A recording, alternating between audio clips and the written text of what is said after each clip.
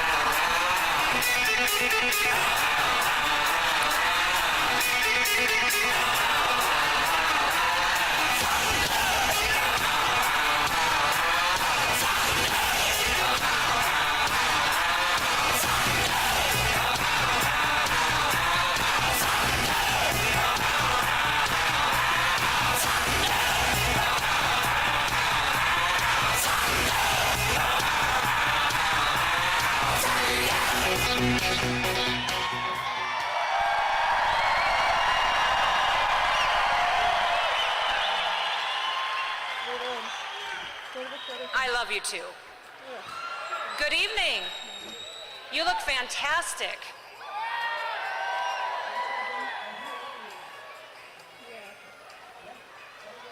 Okay, beautiful. Oh my goodness. What's your baby? It's just like Thank you for being here tonight. 3 years ago, during some of our country's darkest days in recent history, South Dakota inspired the nation by daring to boldly celebrate our God-given freedom. While leaders across the world used fear to manipulate, to lie, and to control people, we chose a different path.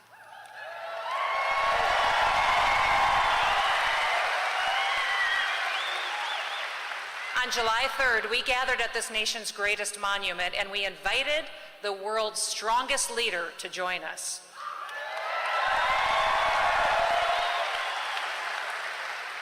And President Donald J. Trump showed up.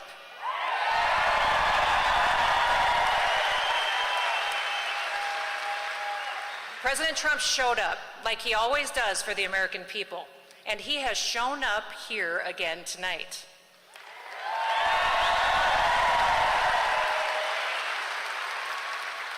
Now, I've gotten lots of questions from people across the country about tonight's events. They want to know why. Why did you invite President Trump to come support the South Dakota Republican Party?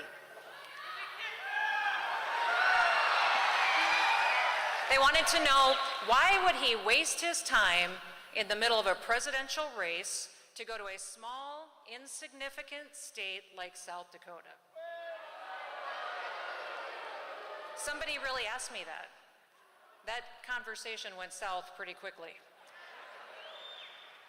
Another question they asked is President Trump going to pick you as the most popular and favorite governor? I said yes.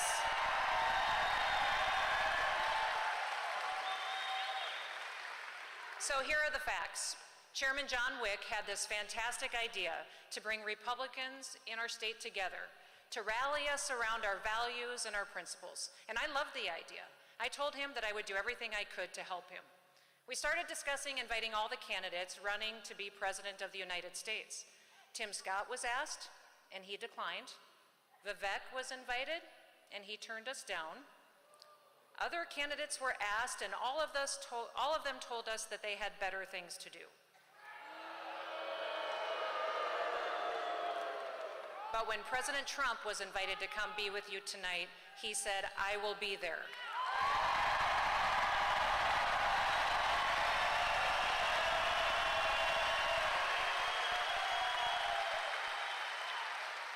You see, that's why people love President Trump.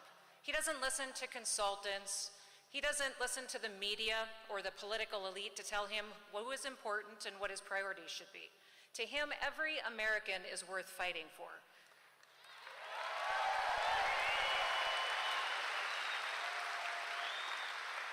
No one is better than anyone else. No one deserves to be treated differently than anyone else, and he will never forget about us, the little people in the little states that are the backbone of this country.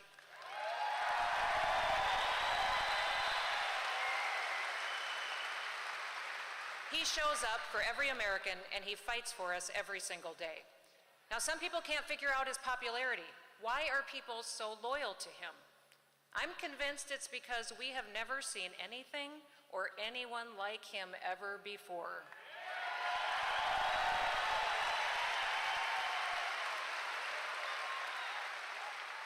And we've certainly never seen anyone like him serve in public office before. He is unapologetically himself. He's real, he's genuine, he is who he is, and he never pretends to be something that he's not.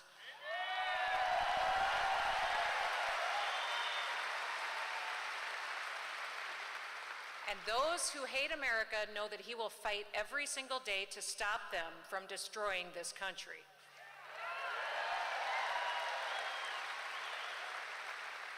When I was first asked for your support, and when I stood with all of you and asked to serve as your governor, I talked about my vision for South Dakota. I believed our state could grow, that we could become stronger, expand businesses and industry, that we could pay down our debt, build stronger families, all while preserving our values and our way of life. We have done that here, and we didn't do it through more government control or by raising taxes. We did it by trusting our people and by giving them more opportunities to succeed.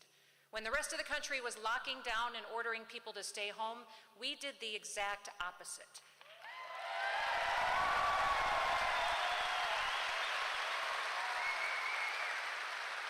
We invited people to come to South Dakota.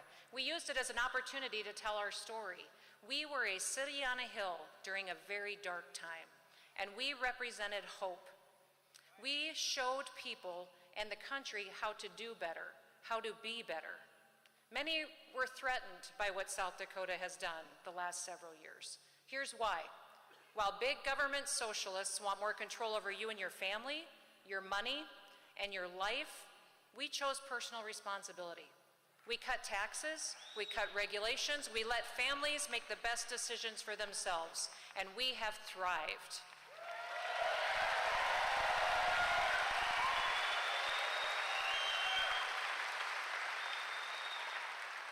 We have gone from flyover country to one of the fastest growing states in the nation. South Dakota's real GDP just grew a whopping 10.1%.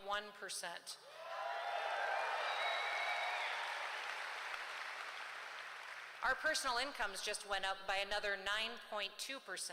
Those are both top 5 in the nation. Our population has been growing up to 10 times the national average over the past several years.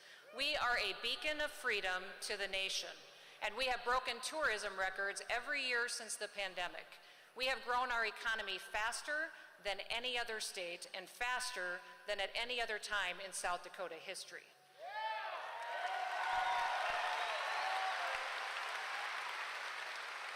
Now let me give you all a quick refresher on South Dakota's history. In January 2020, I stood in front of our legislature, and in my State of the State address, I declared South Dakota open for business. Just 2 months later, our first COVID cases came to South Dakota. I knew one thing: the only way that we were going to get through it was together. We made decisions based on the science, the facts, and the data, and the science did not support mandates or lockdowns.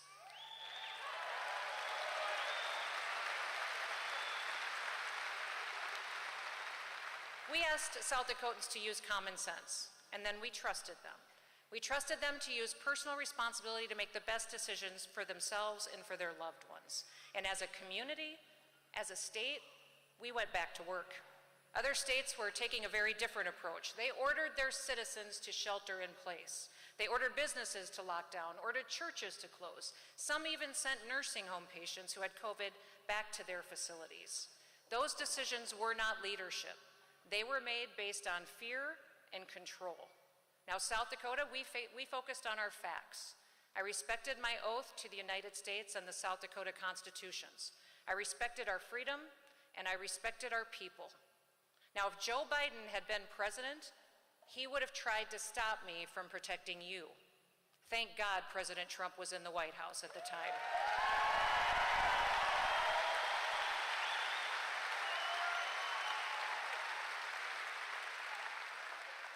He let me do my job. And the results have been absolutely incredible. Earlier this year, South Dakota became the first state in American history to reach a 1.8% unemployment rate. No state has ever had an unemployment rate that low. Our people understand the value of work and having a purpose, and they understand that we were created to serve each other. Incomes have been going up faster here than anywhere else. Women-owned businesses do better here than in virtually any other state. Folks are moving here in record numbers. Our birth rates are the highest in the country. Our new housing developments have led the nation. We have had historic tourism numbers, set new records in hunting and fishing licenses sold, and cut taxes, all while building historic revenues because of our economic growth. While other states were struggling with out-of-control crime and violence and hopelessness, South Dakota enforced our laws. We respected our law enforcement officers.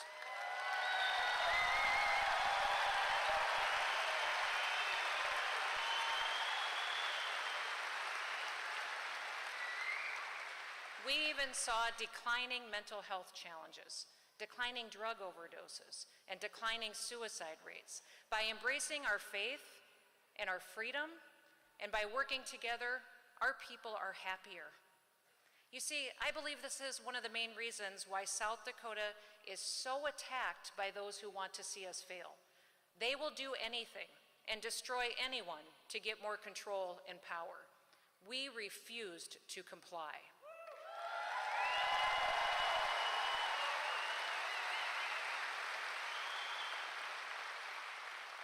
All we did in South Dakota is what Republicans have always said that they believed, but we did it, and it worked. Now that terrifies the liberals, because we have proof that our policies lift people up, that they help people, that they improve their opportunities for success. We don't have to speculate or guess or be philosophical about the benefits of our principles. We have proof that they work. 3 years ago on July 3rd at Mount Rushmore, I stood there to honor our nation. I quoted one of our 4 great leaders that are carved in stone on that mountain. I quoted my favorite president, Teddy Roosevelt. It is not the critic that counts, not the man who points out how the strong man stumbles, or where the doer of deeds could have done them better.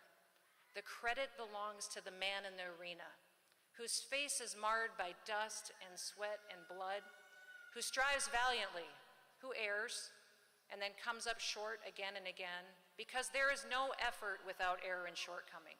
But who does actually strive to do the deeds? Who knows the great enthusiasms, the great devotions, who spends himself in a worthy cause, who at the best, in the end, knows the triumph of high achievement, and who at the worst, if he fails, at least fails while daring greatly, so that his place shall never be with those cold and timid souls who neither knew victory nor defeat. That night I used those words to introduce our special guest who is with us this evening.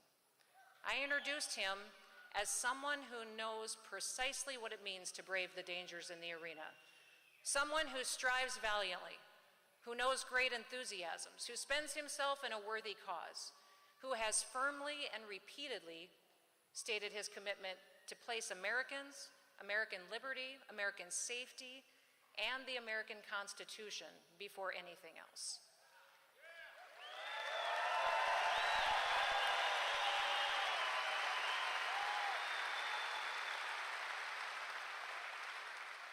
Let me be clear.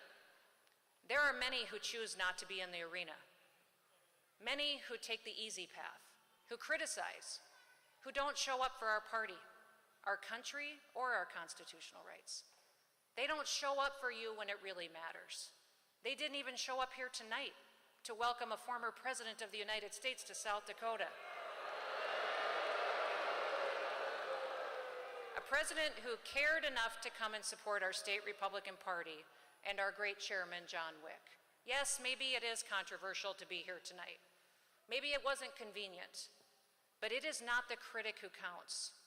Thank all of you for being respectful, for being here for a man who shows up every day for each of us.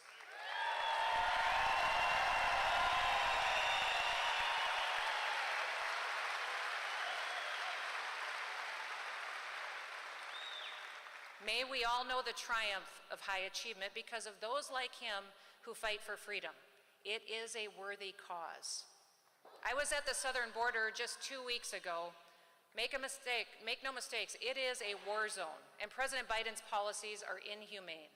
He is ignoring federal laws, he's perpetuating drug and human trafficking, he's undermining our national security. The only person in this presidential race who will fix that situation is President Trump.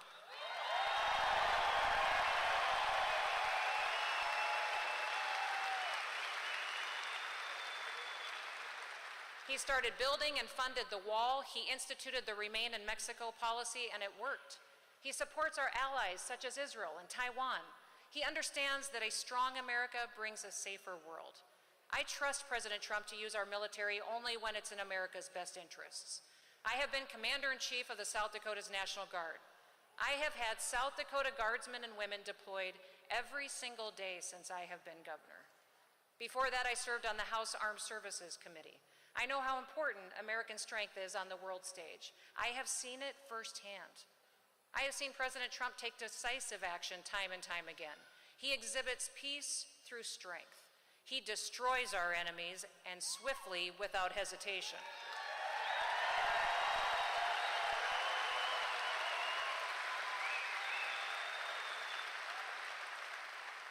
And he understands that American men and women in uniform should only be deployed as a last result. The only person in the race that I trust to do what needs to be done on these issues is President Trump.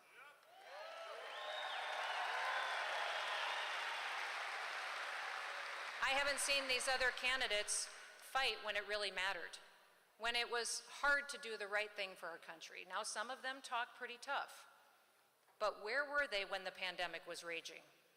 When leaders were taking away people's constitutional rights? Because the government told folks that they couldn't gather together, people lost their freedom of assembly. Because the government told people they couldn't go to church, people lost their freedom of religion. Because government censored what information could be shared and what couldn't, people lost their freedom of speech. Where were these candidates then? They were silent. They were cowering. Or worse yet, they were locking down their own people. They were pushing mandates. They were closing beaches, even arresting people for taking a spring break. Now, yes, I will be attacked for speaking the truth to all of you tonight. And yes, I expect that Joe Biden, these candidates, their political operatives, and the media will perpetuate ugly, hateful misinformation in an attempt to destroy me and my family because of our opinions. It's nothing new, and frankly, I'm getting pretty used to it.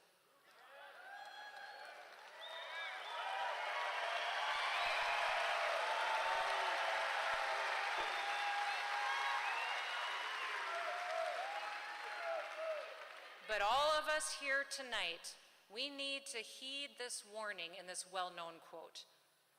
The only thing necessary for the triumph of evil is for good men to do nothing. So listen, do something. Get in the arena. History cannot and it should not be rewritten.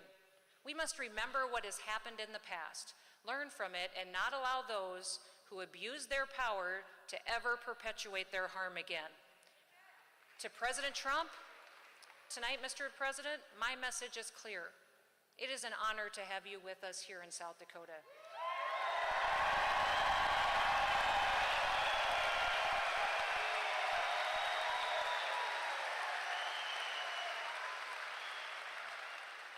These people here, these people are free. We are the strongest state in America because President Trump let me do my job. We seized that moment and we told our story. As you travel this great country, point to South Dakota as the example of what is possible. We just did here what Republicans have always said they believed, but we did it and it worked. We don't have to talk hypotheticals anymore. We kept our businesses open. We kept government out of people's lives. We cut taxes. Our government lives within its means. We have a surplus, not a debt. We fund our pensions. We take care of our veterans. We conserve our natural beauty without government mandates. We fight for true and honest education because we know how important it is to hand America off to our kids.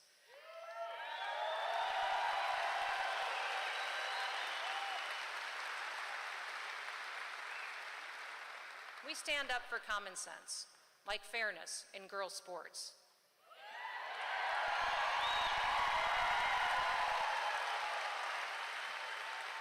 We do our part to secure the border, we honor America's heroes, we stand for the flag, and we pray to the Almighty.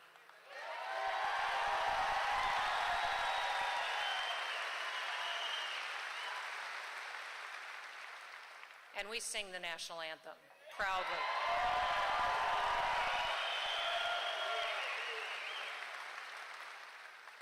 This is real America. South Dakota is the example that you should share with the rest of the country. You made America great again once. Let's do it again.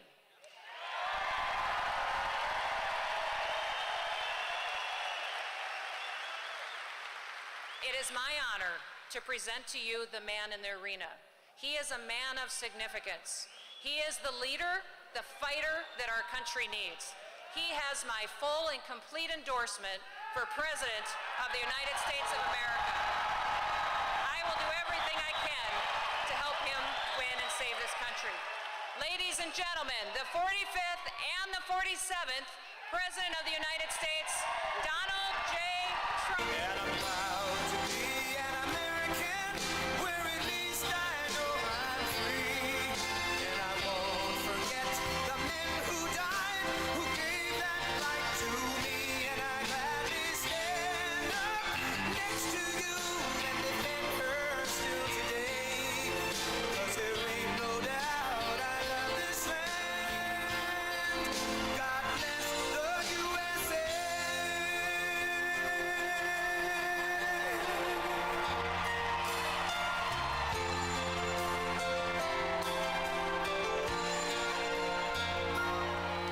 From the lakes of Minnesota to the hills of Tennessee, across the plains of Texas, from sea to shining sea, from Detroit down to Houston, and New York to LA, where there's pride in every American heart, and it's time we stand and say that I'm proud to be an American, where at least I know I'm free. And I won't forget the men who died, who gave that right to me. And I gladly stand up next to you and defend her still today. 'Cause there ain't no doubt I love this land. God bless the USA.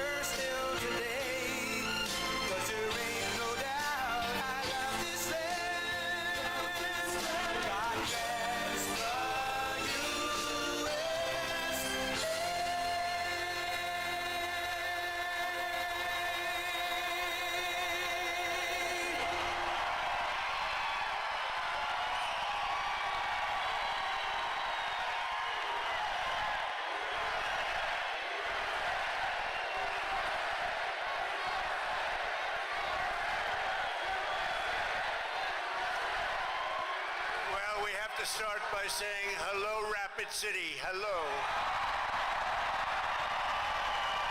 And thank you for that incredible South Dakota welcome. I have to tell you, you have to see outside. This place is packed. I wish the press were legit. They'd turn around, they'd show this arena. This arena is incredible. And you are incredible people. Incredible people. I'm thrilled to be back with thousands of hardworking, God-fearing patriots in the heartland of America.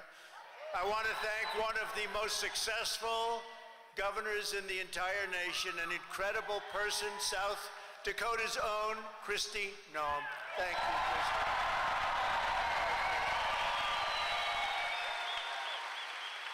You already found this out, but Kristi is a warrior for American values. She's tough on China. And unlike other governors, she never locked down South Dakota. You know, they all say, oh, I kept it open, I kept it open. They didn't keep it open.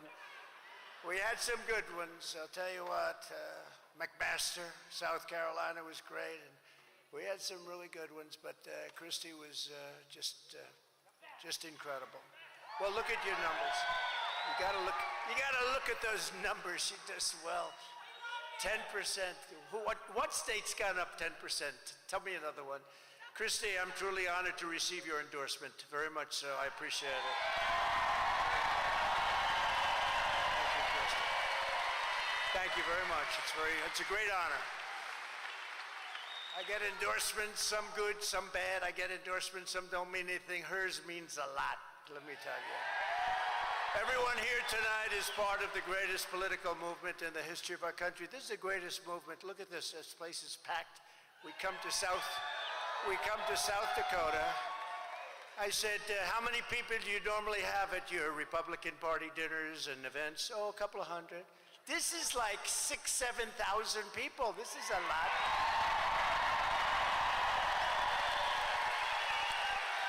Your chairman is great. We'll talk about him in a second. He's done a fantastic job, but this broke your all-time record.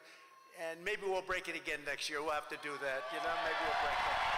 We're the only ones that can do it. But we're racing toward a monumental victory 1 year from now. This is so important. There's never been anything like this one. This is, you know, when we did 2016, I said this is the most important, and I meant it. But this is the most important election we've ever had, because our country is going to hell. It's going to hell. Together, we're going to defeat crooked Joe Biden, the most crooked president in history, the most incompetent president in history. We're going to take back the White House, and we're going to make America great again.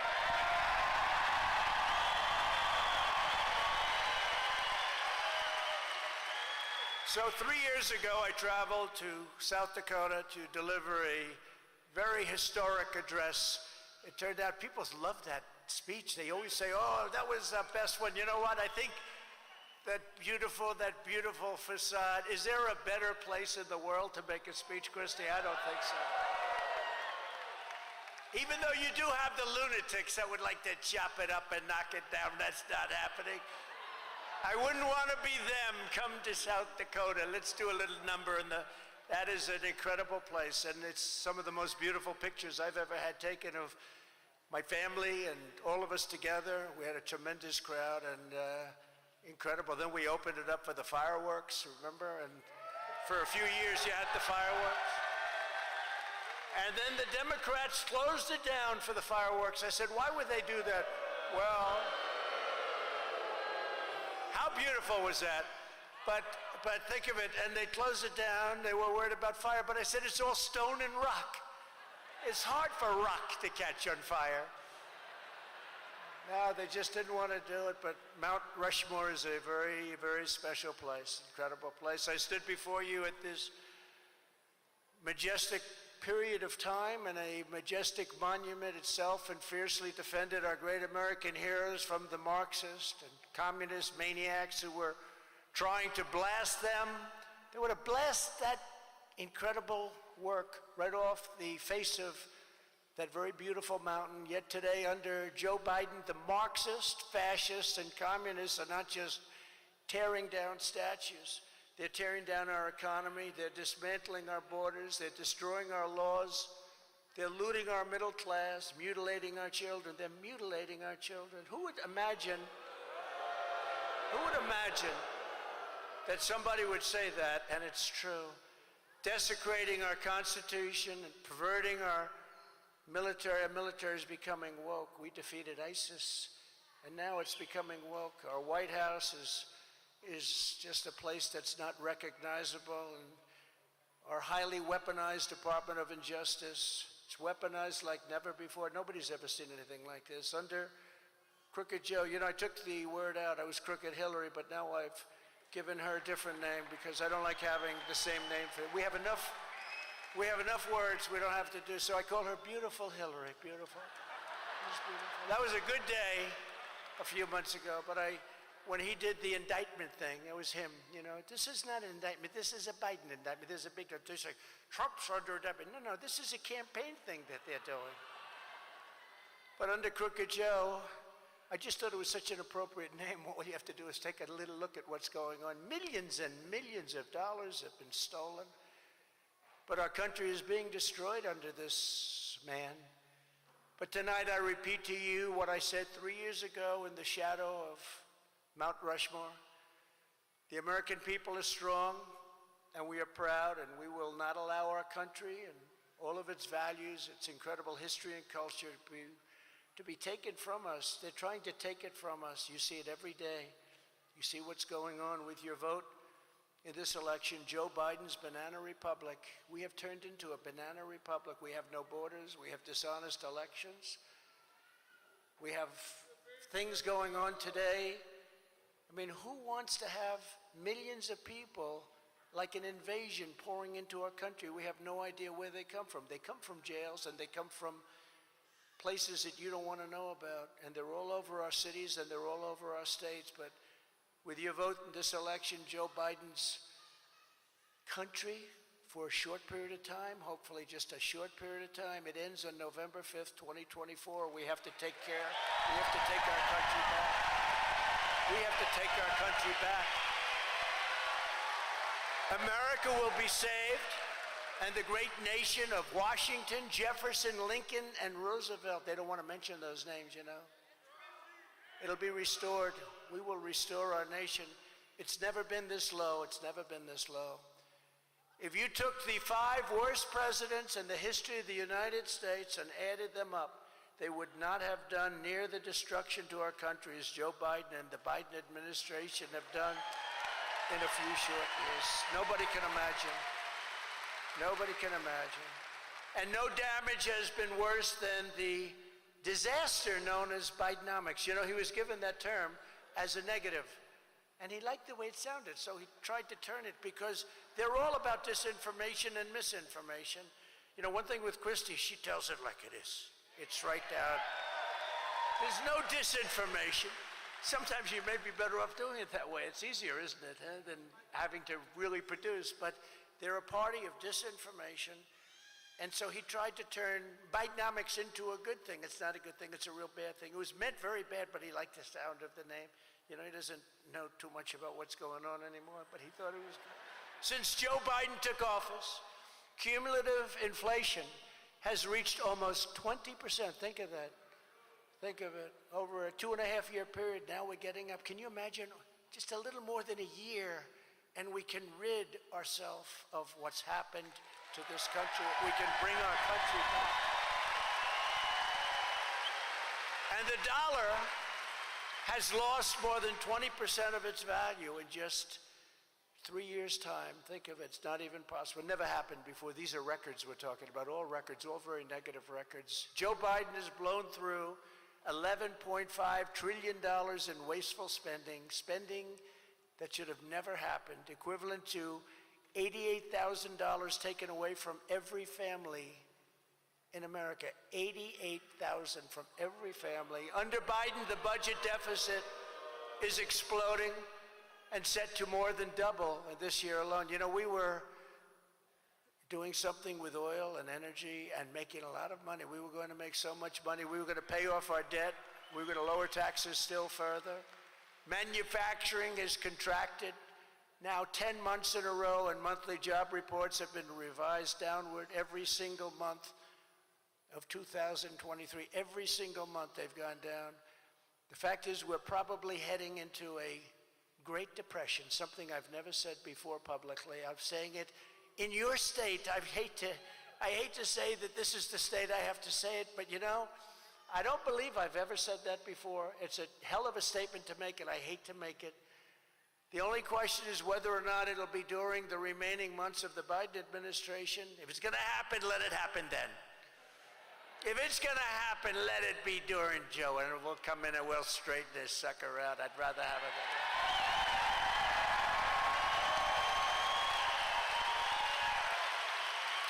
Or will the next president have to bear the brunt of what Biden has done to our country? He's done such damage to our country. And I don't want to be the next Herbert Hoover. You know who Herbert Hoover was, right? The Great Depression. He was the president during the beginning of the Great Depression. But I won't let that happen. I will never let that happen. That I can tell you. During Biden's first 30 months in office, just 2.1 million new jobs have been created nationwide. Now, they have a different wrinkle on it. And the wrinkle is so off that even the fake news back there said that he can't get away with that. No, he makes up these stories, you know, like there's a picture of a fighter jet. I used to be a fighter jet pilot. Then there's a picture of a truck. I used to drive a truck. And then there's a picture. He does everything. This guy. The worst is, did you ever see his golf swing? He said he's a 6 handicap. 6 handicap's a good golfer. You know what he's 6 handicaps? That's a good golfer. This guy can't hit a ball to Christie. He's a 6 handicap. I think that's the greatest lie of all. Do you want to know the truth? By contrast, during the first 30 months of President Trump, we created 4.9 million new jobs, shattering all predictions and projections. Nobody's ever seen anything like that. It's the greatest economy in history. Greatest in history. Under Biden, real incomes have gone down by $7,400 per family. Think of that. Under President Trump, yearly income went up by more than $6,000. That's a record, more than $6,000. Think of that. And all of this horror, and yet Joe Biden is traveling around the country pretending he's an economic genius. In fact, he's actually an economic arsonist, and Bidenomics is incinerating American wealth at a level never seen before. It's an inferno of inflation, taxation, submission, and failure. We submit. Everyone says, what is submission? You're submitting to China. You're submitting to all these countries. We're pouring money out of our country. We can't take care of our own country. We can't help Hawaii.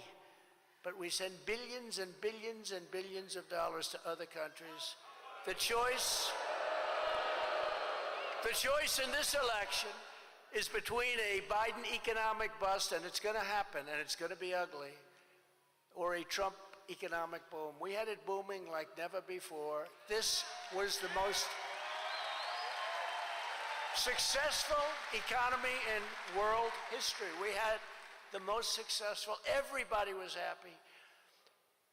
African Americans, Asian Americans, Hispanic Americans, men, women, people with degrees from the great Wharton School of Finance, from Harvard, from MIT, people with no degrees at all. Everybody had jobs. Everybody was happy. Now you're given phony numbers because far fewer people are looking for jobs. So they throw around, although it just went up, but they throw around 3.5, 3.6, 3.7%. But it's a different group of people. They're looking for jobs, but many of them aren't looking for jobs. So it's a fake number. Crooked Joe cares only about enriching his own family. I care about enriching your family.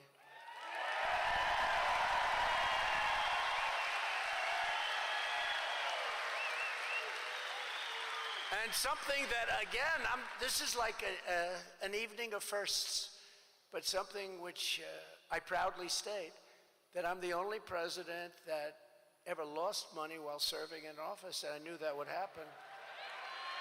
I didn't know it was going to be that much. That's a lot. I lost a number of billions. But I knew it was part of the game, and that's what I intended. I didn't intend. I could have made a fortune. Oh, I could have gone to these countries and made deals. You know, I put things in trust. I said, my kids are going to run it. I said, don't do deals outside of the country. Don't do this. They were going, Dad, can we do something? They said, no, you know, I'm president. We have a higher standard. And then I come out and I watch this Biden stuff they go to make deals with countries that it's just the craziest thing I've ever seen. And I got to give credit to Jim Jordan and Jamie Comer and all of these guys because they found things that nobody thought could be found.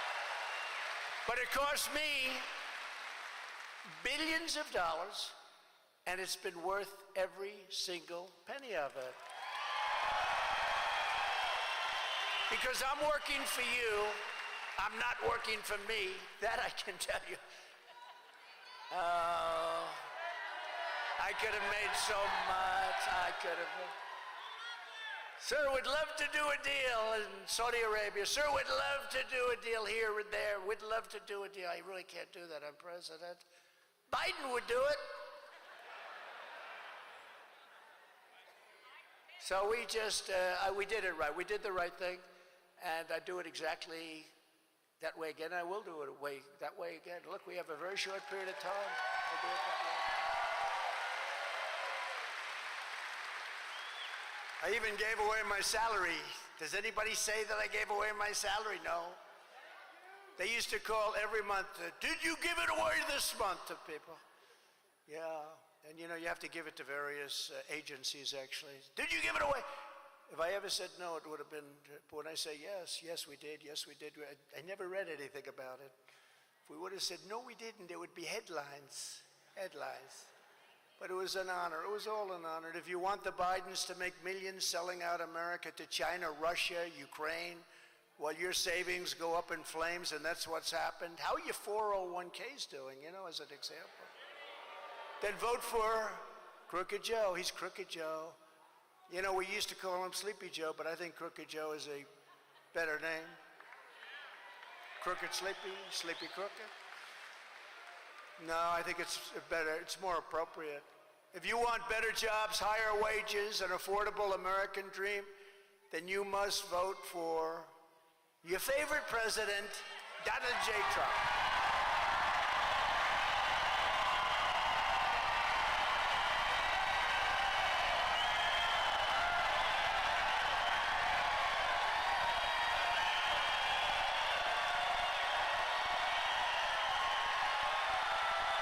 Thank you very much.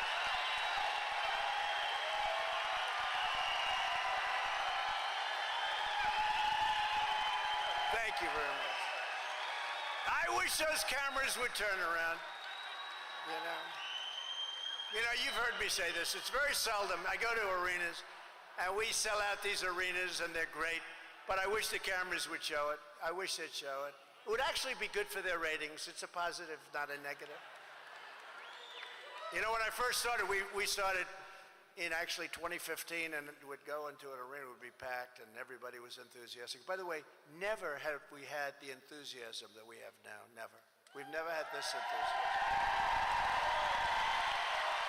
And we had record enthusiasm in 2016. In 2020, we had more. We did better in 2020 than we did in 2016. Got millions and millions more. But we've never had the enthusiasm that we have now. But I used to say early on, I'd say, you know, it's a shame. I'd go home and our great First Lady would say to me, how are you, darling? I said, could I ask you, did you watch the speech? Yes. And she's tough, you know. I'd say, how did I do? Well, I didn't like your hair. Oh. I didn't like the way your hair looked. I said, oh, that's not good. But I said, how did the crowd look? Well, you couldn't tell except for the noise. You know, the noise, it's obviously not 200 people shouting. Remember, Joey couldn't fill up the 8 circles, and then he supposedly won. The fake news would used to have to come. They'd come down and they'd fill in those 8 circles. But I'd say, how'd you like the crowd? Well, they never showed the crowd, but I could tell it was a very big crowd by the year. It's like your great football team. It's like, you can tell. She could tell.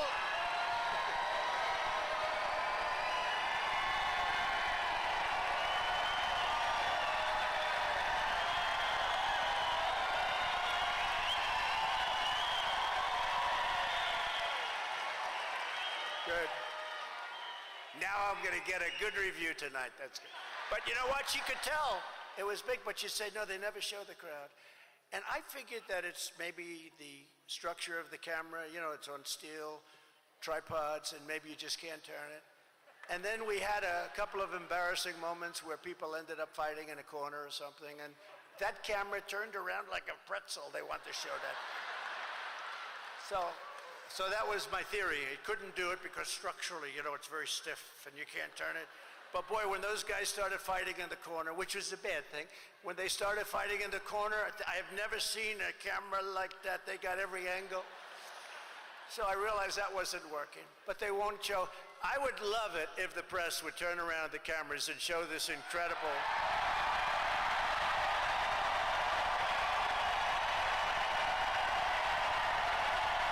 They don't do it.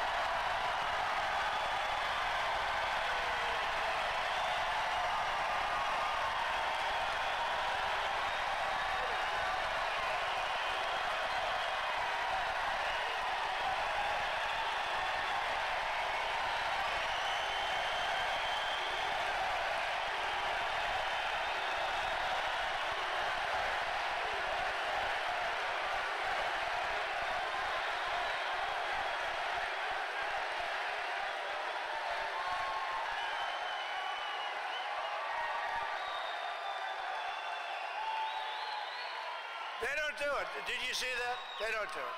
They won't do it. They won't do it because they're told not to do it.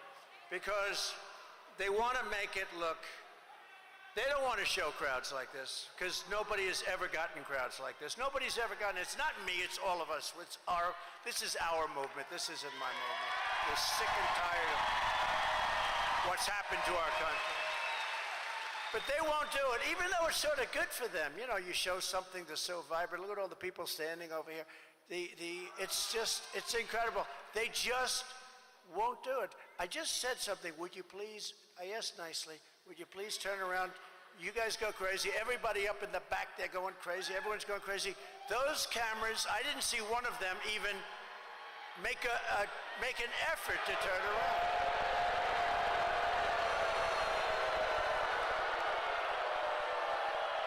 That's why they call it fake news. That's why they call it fake news. You know, I'm proud of a lot of things. You don't mind if I go off the teleprompter for a second, do you?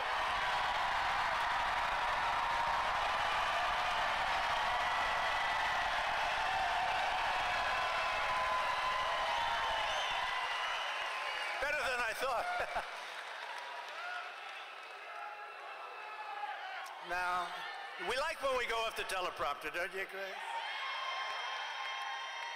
Remember at the beginning, I used to do it without teleprompters. I didn't know what I said teleprompter, but you have to, because when you go on the teleprompter too long, no matter how good you are, it's called the boring time. Boring. But we've had an incredible time with this country. We have such potential, and you know, we speak so negatively, and it's so horrible to be telling you what happened, but you know what happened, just like all you have to do is watch the newscast, which, by the way, if you look at ABC, CBS, NBC, you look at CNN, you look at MSDNC, which is, I think, the worst of all. I think they're horrible. What they say, they're evil. They're evil. They're really evil. And they're really a wing of the Democrat Party. I mean, they should be paying, somebody should report that for campaign contributions because it's so bad. What they say is so nasty, so horrible. You know, you don't want your family to watch it. How about me? I hear I'm going to be indicted. I said, indicted? I never learned about that at the Wharton School. Indicted? You're going to be indicted. How about me? I have to go see my wife. Darling, may I talk to you for a moment? Yes. I'm going to be indicted for no reason whatsoever on Friday. And then that happens. Oh, it's traumatic. You call your daughters, you call your sons, and you say this, and you know, it's a terrible thing.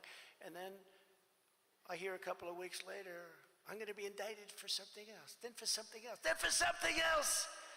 And now they're saying, don't indict him anymore because they lost credibility. But how about that? You go 4 times to tell your kids, and even the lawsuits, it's all inspired. All inspired.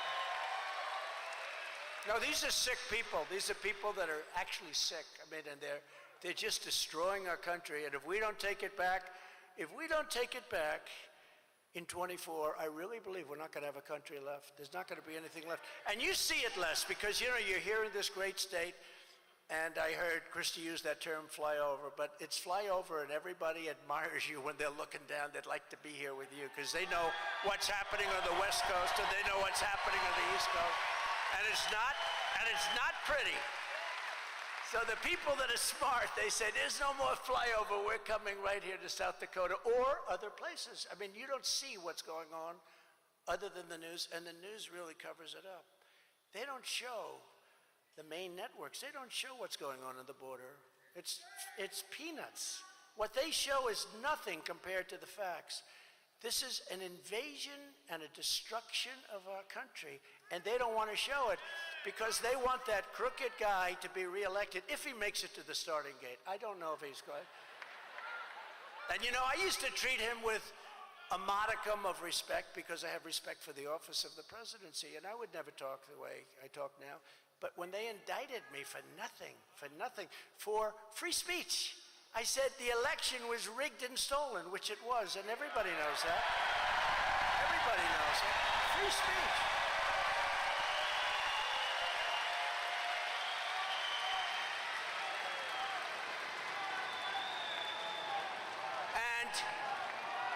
But I used to say, and you know, we're political opponents, but he actually did this to an opponent, a political opponent. Nobody would ever think it's possible. It wasn't really possible, even psychologically possible. He did this to an opponent. But when you think about it, I never said bad stuff. Now I say he's the worst president in the history of our country.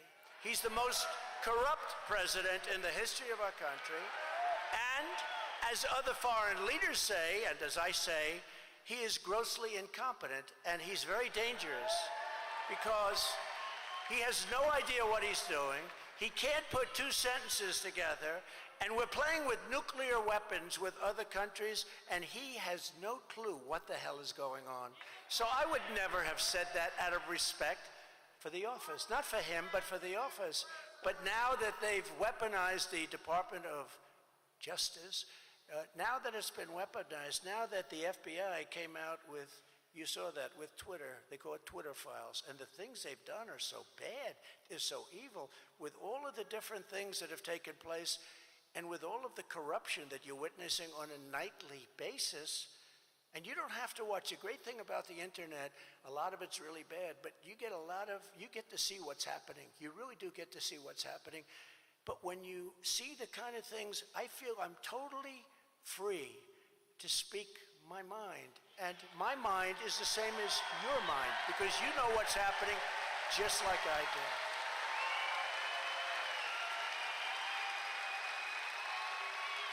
But we will, because they won't, because they don't care about South Dakota, that I can tell you. But we will stand up for South Dakota workers, and we will stand up for South Dakota farmers. Nobody's ever taken care of the farmers like President Trump. As your president, I took on communist China like no administration in history, bringing hundreds of billions of dollars, as you know, pouring into our treasury, hundreds of billions. They didn't like me too much. Actually, I think I got along very well with them considering what we were doing, but what we were doing was fair. When no other president had ever gotten literally 10 cents, they never had 10 cents. We got hundreds of billions. I gave our farmers, out of the money that we got, $28 billion. That's why I say your state, Iowa. I'm going to Iowa tomorrow. I said somebody, and I don't like to say it too often because I don't believe in doing that, or I knock on wood. I have a lot of wood. This is a real wood. A lot of these things are plastic. This is the real deal. But you know, I don't like saying things like nobody else could do this, nobody else. But nobody else could have gotten you $28 billion for your farmers. And I said to the people of Iowa, I said to the people of Nebraska, we're represented very well, Charles. I said, we can't possibly lose, because I got the farmers $28 billion from China. Nobody else would even think about it. Nobody else would think about it. And I'll just tell you, you know, a guy who was very disloyal because I got him elected, so I call him Ron DeSanctimonious. He strongly opposed my protection for our farmers. I protected our farmers very simply. And by the way, those farmers got big checks. Any farmers in here got big checks? Yes? Yes. Oh, He's happy. But that goes to the people, that goes to the workers, it goes to everybody. But we 28 billion. I said, nobody else is going to be able to do that. I said, there's no way I'm going to lose farm states. But very simply, DeSantis sided with the communists in China, and he fought very hard that this not take place. He also opposed Medicare, and he opposed a thing called Social Security. Remember this about a politician. Their first idea is always what they go back to. So now I'm sure he's changed. I don't know. I don't watch him. He's gone so low in the polls, I'm not really watching him. They say, sir, forget about him. He's gone. I say, no, nobody's gone. Nobody's gone until it's over, right? It ain't over till it's over. Yogi, the great Yogi Berra, great philosopher. But De Sanctimonious voted to get Social Security. Think of it. Social Security 3 times. Voted. Hands up, voted. He is a disciple of Paul Ryan, the great Paul Ryan. You know who Paul Ryan is? Was it good? And he wanted to raise, and he will raise if he ever got in here, which I don't think is going to happen, not even in 4 years. But he wanted to raise the minimum age to 70. That's a big deal. He also wanted to hit Medicare and hit it very, very hard. I ended the NAFTA disaster, the worst trade deal ever made in the history of our country, and replaced it with the brand new USMCA, that's Mexico, Canada. They say it's the best trade deal ever made in the history of our country. I actually think, I may be wrong, you know, I made a deal with China, but I don't talk about it because once COVID came in, I said, I'm not even talking about it. But the deal I made with China is $50 billion they buy a year. You know, it started out at 4 or 3, and then we got them up to 15. And then I went into the negotiating room and I said, listen, you're so big, we want 50 billion. And they said, okay, 50 billion. And I said, do you remember the farmers? Remember this? I said, here's what you do.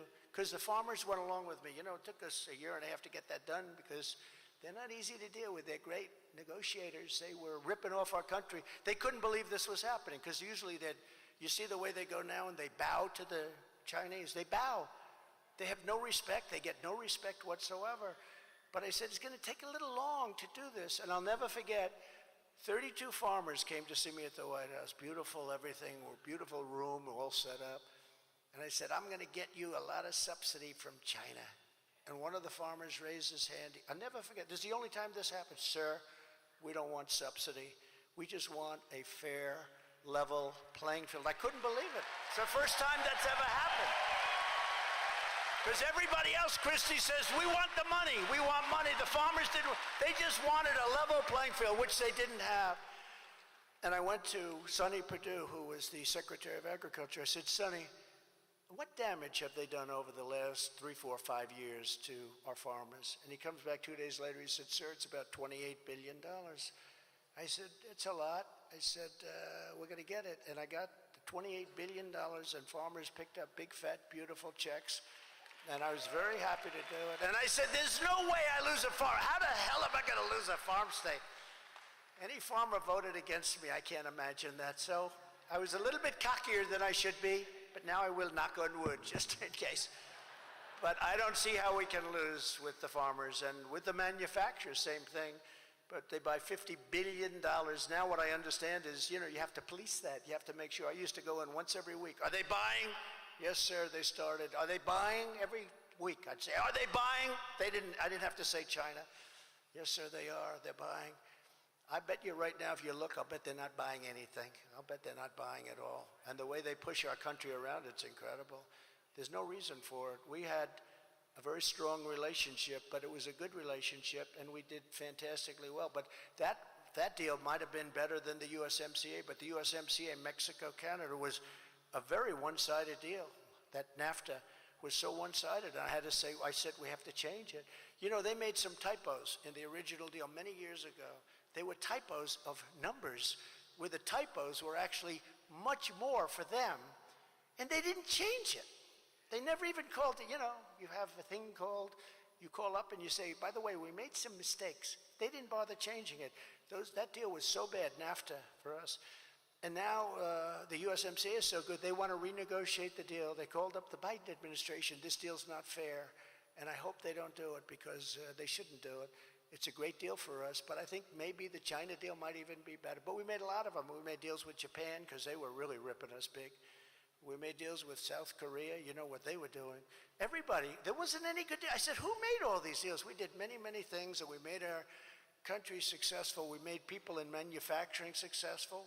We stopped them from dumping steel. We saved our steel mills. It's been such a great honor to do it, and it was sort of easy.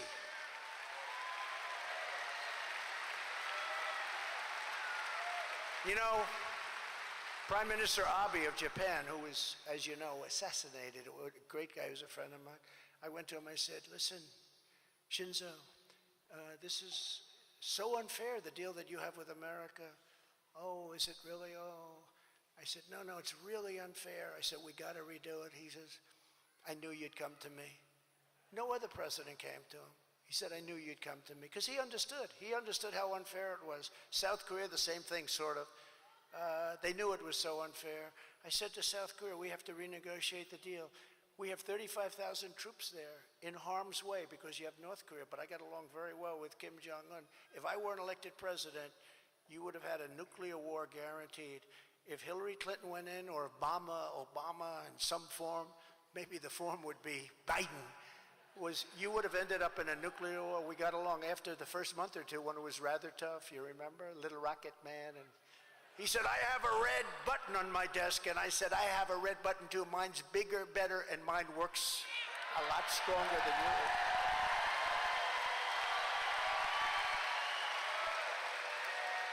And President Obama told me when we sat down, it's a sort of a ritual before you take office, I sat down, I said, so what's the biggest problem? He said, biggest problem is North Korea.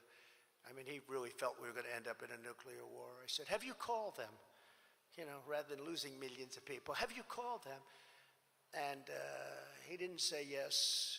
And I said, well, maybe somebody should have to call.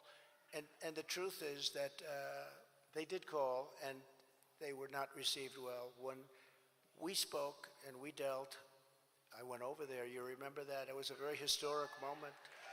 Went over there.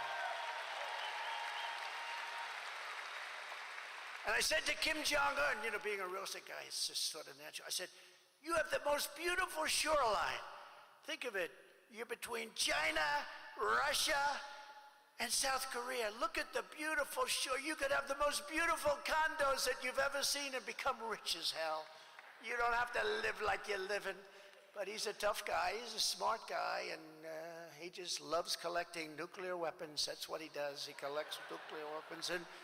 And we got along incredibly well once we met and once we started the whole thing. And we saved the Olympics in South Korea because nobody was going. Nobody wanted to be blown out of the stadium. And we came along. They actually participated in the Olympics. We had a great relationship, and it would have been great if we would have had a deal done long ago if the election weren't rigged. And that's the way it is. I mean, it's a shame. Think of what's happened to our country in just 3 years. Think of what's happened to our country. You look at the borders and you look at, we're not respected. We're laughed at all over the world. We're losing all of these countries. Saudi Arabia now is aligned with China. We don't want them aligned with China. They're very good. They have tremendous oil reserves, but we really don't need their oil reserves. You know, we have more oil under our feet, I called it liquid gold, than Saudi Arabia or than Russia. And you know what we do? We get it from Venezuela. They won't take it. We take their tar. You know, they don't have good oil. They have tar. And you know where we process it? In Houston. So all that stuff, if you're a believer in that, and I believe it to a certain extent, not like the maniacs that want to destroy our country, but it all goes up into the atmosphere. And when China's very dirty, it all blows over here, just like you ever see in the Pacific Ocean. We're taking tons and tons and tons of garbage because China dumps their garbage in the Pacific, and the tide flows it in toward Los Angeles. We're picking up their garbage. And then they say, we have to keep our claim. No, they have to participate because it blows over in 3 to 4 days. So what good does it do for us to destroy our businesses by putting controls all over the place? By having, we had a trucker, I saw him over here someplace, a father and a son. I said, I read last night where they want to make all of these big trucks that travel all over the country. They want to make them all electric. It doesn't seem to make sense to me. He said, it will destroy the industry because they go for 2 hours and then you have to charge them for 4 hours, right? He was saying it doesn't work, and they put it on, they don't even talk. You gotta talk to the people. You gotta talk to the people in the trucking industry, not to some person that wants to destroy our country. I actually believe that's what they want to do. But unlike the establishment globalists in this race, and they are globalists, I've also been an unwavering defender of ethanol, which you like right here, on behalf of the American farmers, and remain the ethanol champion. Now keep it. It's a big factor in Iowa, your state. It's a big, big factor. Our record on the economy is unmatched in the history of our country. So it's no wonder we're up very big in the polls, leading all Republicans in the primary by massive numbers and crushing crooked Joe Biden in the general election. The new poll that came out just today, remember I used to go over the polls in the old days. I'd go over the polls only if they were good. If they were bad, I wouldn't go over them. If I had a bad period and the polls weren't looking good, I wouldn't talk about them. If they're good, I talk. But I'll tell you, I'll talk now because these are the best polls. In the new premise poll that just came out last night, we're at 62%.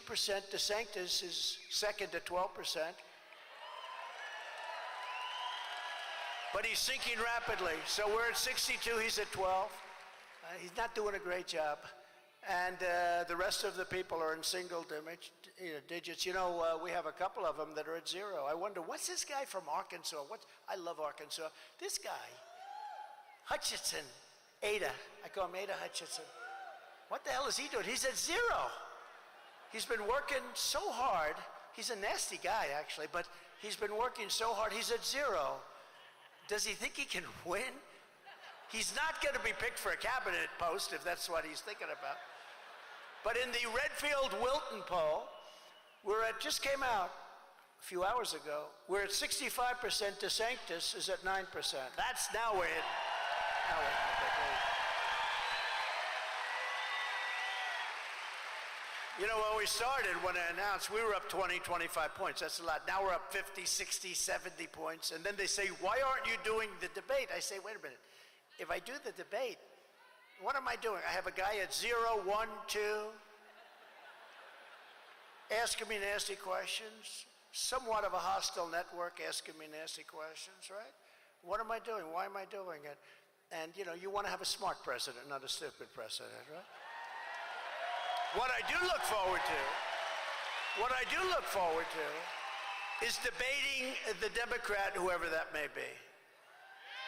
And again, it's going to be interesting to see because I don't think he makes it to the starting gate, but maybe he does. But it's going to be a very interesting period of time. And in the just released Iowa State poll, big deal, you know, Iowa's a very big deal. I kept them first in the nation. They very much appreciate it. They didn't do that. The Democrats didn't do that. But in the Iowa poll just came out, I'm up 37 points, 51 to 14 on, I don't even know if DeSantis is second anymore. He's heading bad. He's turned out to be an unskilled politician.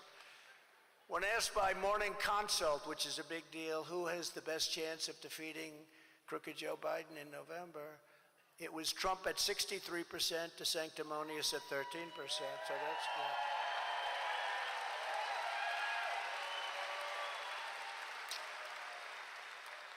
And Christie and her incredible, by the way, he's an incredible guy. Her husband is an incredible guy, and I appreciate you putting up with everything in the world of politics. It's, I don't know how the hell you do it. Incredible guy, wonderful guy. But we're doing well, and she's doing so well. I looked at your polls. I'm not going to talk about it because I think you might be beating me in the state, and that's unacceptable. Usually I come in. It's unacceptable, Christie, to have that happen. But we're leading Biden in an electoral landslide by 5 points, 6 points, 11 points, 7 points, and various other polls. A couple haven't won. You know, as a Republican, when you lead a Democrat in a presidential race by 2 or 3 points, it means you're way ahead. But it's sort of different because the polls are very skewed, it's called. But people that don't know politics, one poll came out last week, I'm leading by 3. And a friend of mine said, how the hell can you only be leading by 3? This guy, he can't speak. And I said, that's the world of politics. And we have to be so careful. We have to make sure that they don't cheat because they are cheaters, and that's the biggest fear that we all have. It's the biggest fear. Biggest fear that everybody has. Our momentum is unprecedented and hopefully unstoppable, and that's the reason that Joe Biden's ordered his leading opponent arrested on 91 fake and phony charges. 91. How many charges are they? But we're going to ask for dismissals of a lot of it. Most of it is just, you ask for dismissal. It's called dismiss the charges. But remember, it's a Democrat charging his opponent. Nobody's ever seen anything like it. That means that if I win and somebody wants to run against me, I call my attorney general. I say, listen, indict him. Well, he hasn't done anything wrong that we know of. I don't know. Indict him on income tax evasion. You'll figure it out. And you know, the good thing with me is I have a big voice, and people know me, and you know me for a long time. But people know me, and I'm able to speak. But if you're a regular politician, a really good politician, an honest politician, and you get indicted, you get a subpoena, and that gets reported in the paper and the news, you have to leave office.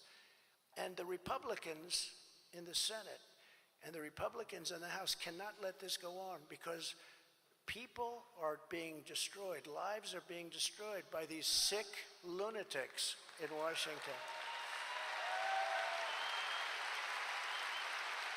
And I think I can honestly say this, Christy. I'm the only person in the history of politics that's been indicted whose poll numbers went up 25 points or something, right?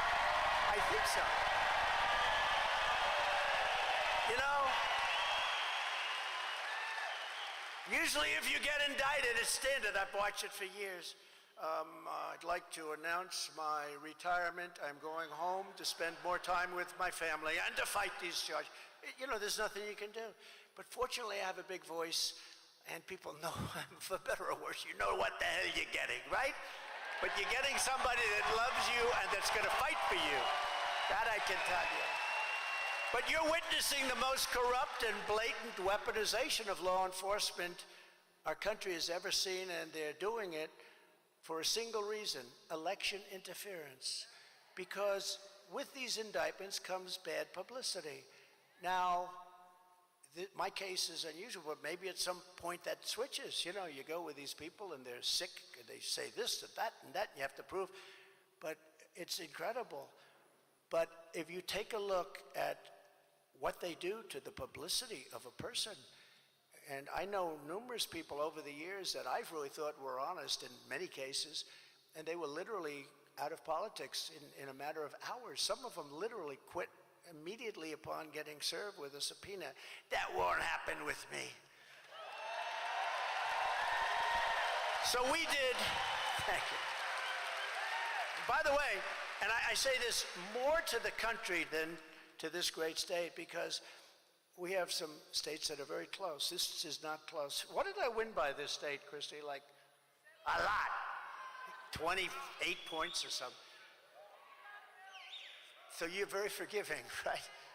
No, but you have others where it's closer, and you got to be very careful. But you have to get out, and you have to fight like hell, because these are dirty players, and what we have to do is we have to take back our country. We have to straighten that whole situation out.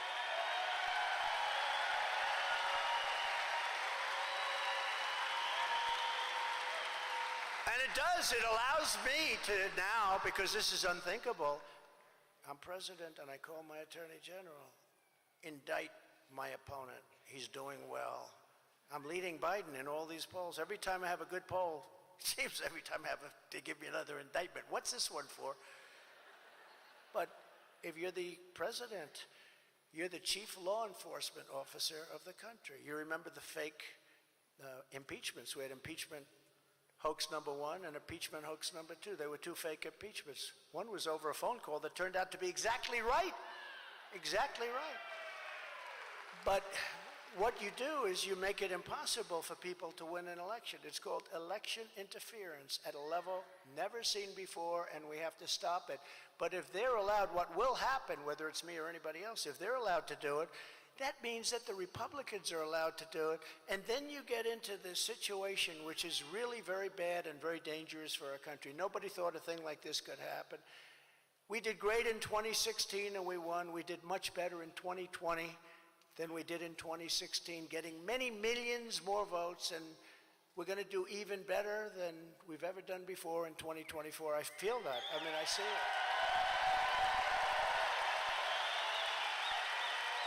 Don't forget, you look at this arena, and it's packed. Look at this arena. It's packed. We're a year before the election. You know, these guys don't pack an arena the night before the election. They have a smattering of people. Oh, good Lord. Remember Hillary with the thing with the women screaming?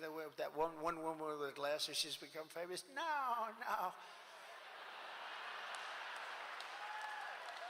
That was the most beautiful stage I've ever seen. By the end of the evening, it didn't look pretty.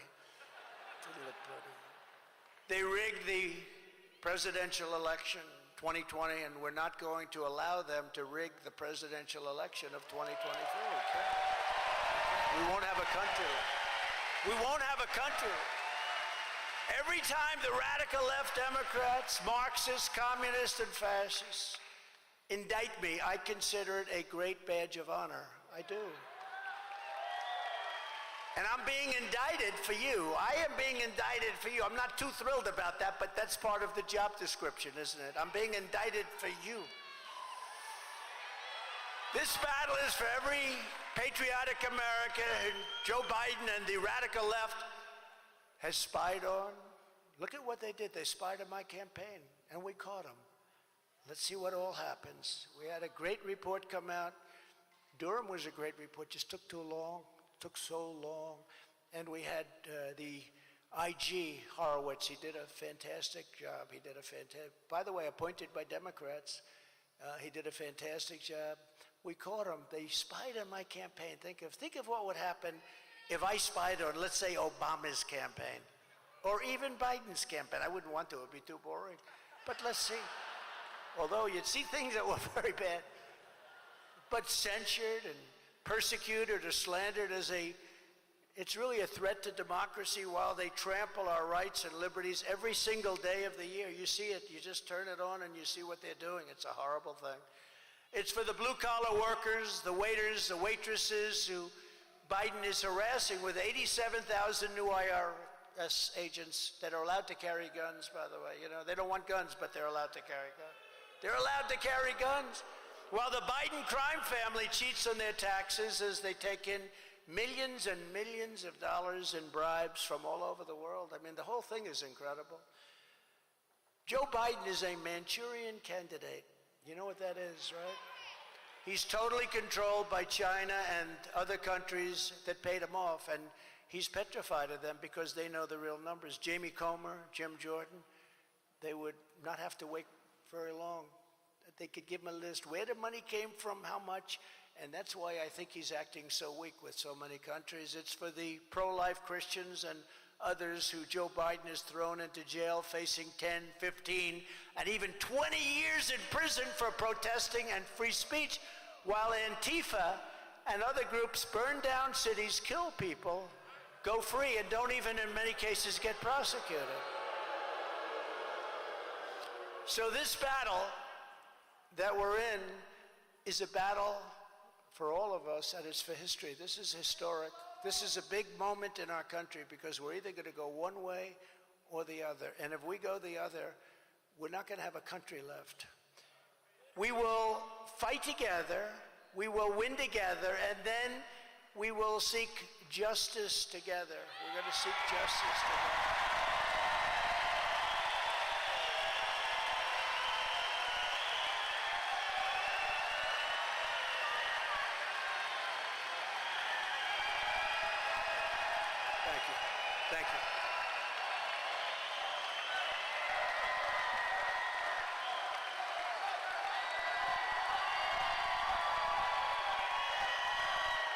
Thank you. Thank you very much. Never forget, our enemies want to stop us because we are the only ones who can stop them. They want to take away my freedom because I will never let them take away your freedom. I'd rather have it be me. Rather have it. Friend of mine, very smart, very tough. He said, President, could I ask you a question? What? How do you take it?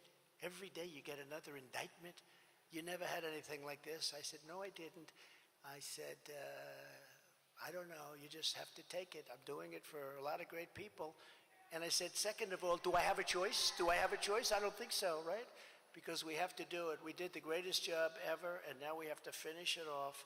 We're going to finish it off. We're going to do a job like we can make this country number one. Right now, we're a laughed-at bunch of fools. The world thinks we're a bunch of stupid fools because we're led by a man who should never, ever have been allowed to be in that position. He's in a position that he should have never been allowed to have.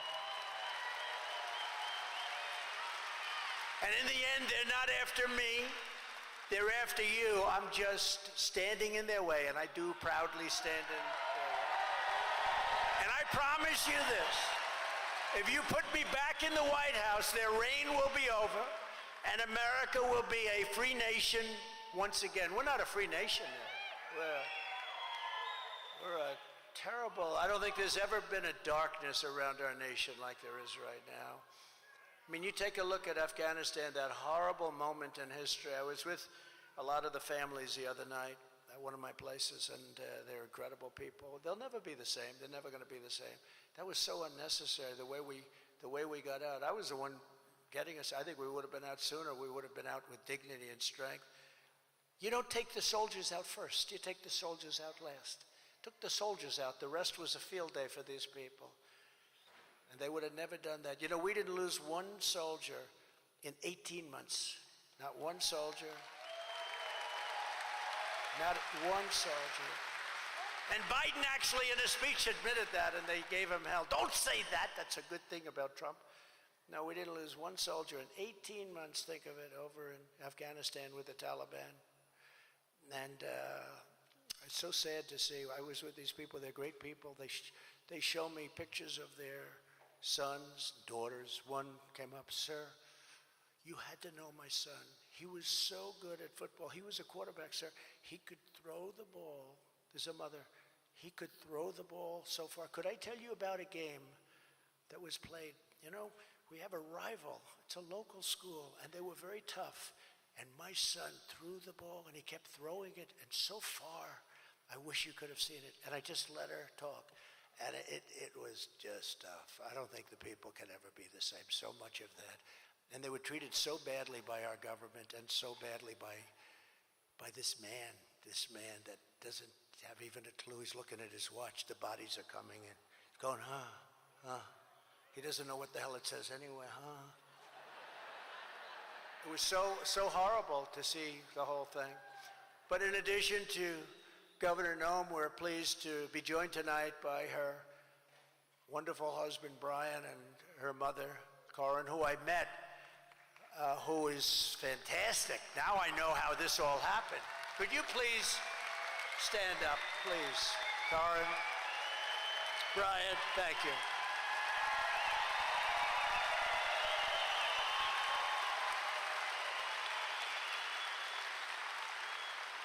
You think it's easy being with her, huh? It's not easy. They're incredible, two incredible people. Gotten to know them. Lieutenant Governor Larry Roden has been terrific, really terrific, wherever he may be. Thank you, Larry.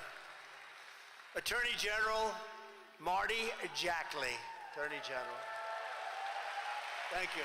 Great job you're doing. Great job. Treasurer Josh Hader. Josh, thank you, Josh. Fantastic. Auditor, that's what the United States could use, a good auditor like Rich Satgast. The country could, did you know they sent billions of dollars to Afghanistan? Nobody has any idea where the money is. Rich, that wouldn't happen with you, right? He'd know every penny. I don't know, maybe not every penny, but think of it. We've put in $200 billion. And Europe, which is approximately the same size economy if you add it up, but which is obviously much more affected by that whole situation, would have never happened, by the way. Zero chance it would have happened. Zero. Would have never happened. And I'll get it done, too. I'll get it negotiated done. But would have been a lot easier. All those dead people, all those cities that are in ruins, just in ruins. But when you look at that and you look at what happened, this is something that should have never, ever happened. But Europe is in for 20 billion, we're in for 200 billion. Why? It was like that with NATO. I said, you're not paying your bills. The United States was paying close to 100% of NATO. So they screw us on trade, and then we have to protect them militarily. I said, that doesn't work. And I got them to put up hundreds of billions of dollars in one meeting. They said to me, does that mean, sir, that you're not going to defend us from Russia if we're not paid up? I said, did you pay? No, I didn't. That means you're not going to be defended. And the money came pouring in. It was an amazing thing. Hundreds of billions of dollars. That's why NATO has money to do this. But think of it, they're in for 20 billion, we're in for 200 billion. Why? Why aren't they the same? First call I'd make is NATO, you got to equalize. You got to equalize, you got to put up money. But they're dealing with stupid people, our leaders. They're dealing with stupid people. Why should France and Germany, and why should all of them put up money if we don't ask them to put it up? Nobody asked. It was like with NATO. Nobody, Bush never asked. Obama never asked. He'd go in, make a speech, leave, and that's it. We'd pay all the costs. And nobody's asking. Do you think Biden goes there, you've got to equalize. This is not right. I don't think so. I don't think he knows what the hell we're even talking about if I told him. But we have to get them to put up money. They have to put up money because they have a lot of money. But why should they put it up if we're doing it? We sent $25 billion yesterday, and somebody said, it's a lot of money. By the way, $25 billion, that's a lot of money. It was just like on a fluke. Blinken or somebody went there and he said, we're going to give you another 25 billion. That's more than Europe has put up. But we have to be respected again. They don't respect us at all. You know, they respected me, and I was tough on them with all the money I took in from countries, but in particular China. But they actually do better. You can be tough, and you'll do better with them. They never treated us and me the way they treat this administration. They treat them like they're lapdogs. They call up, she said they are. Who said that? Stand up, please. Will you stand up? Who said that? Somebody, boy. Well, you're right about that. They have to respect you. School and Public Lands Commissioner, Brock Greenfield. Brock, thank you.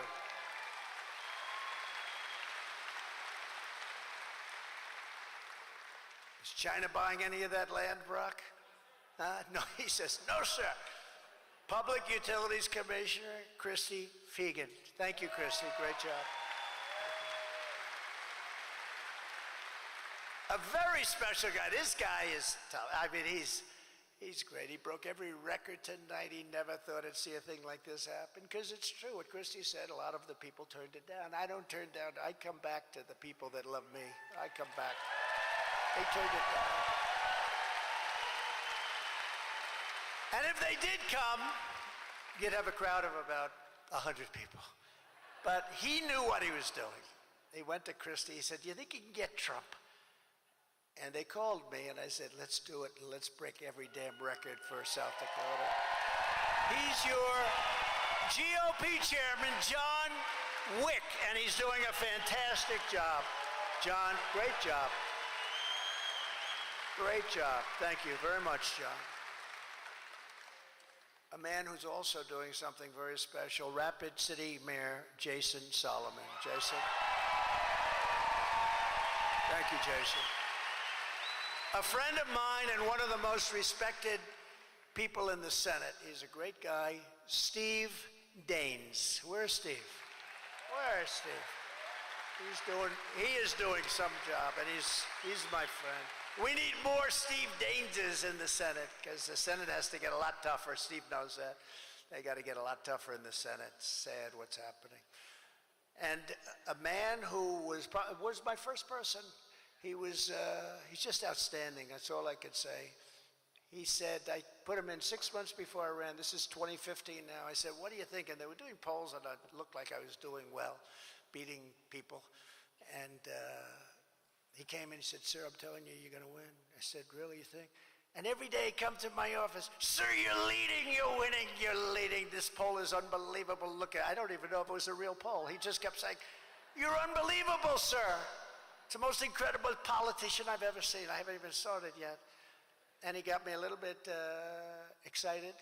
And then I started seeing the country wasn't doing well.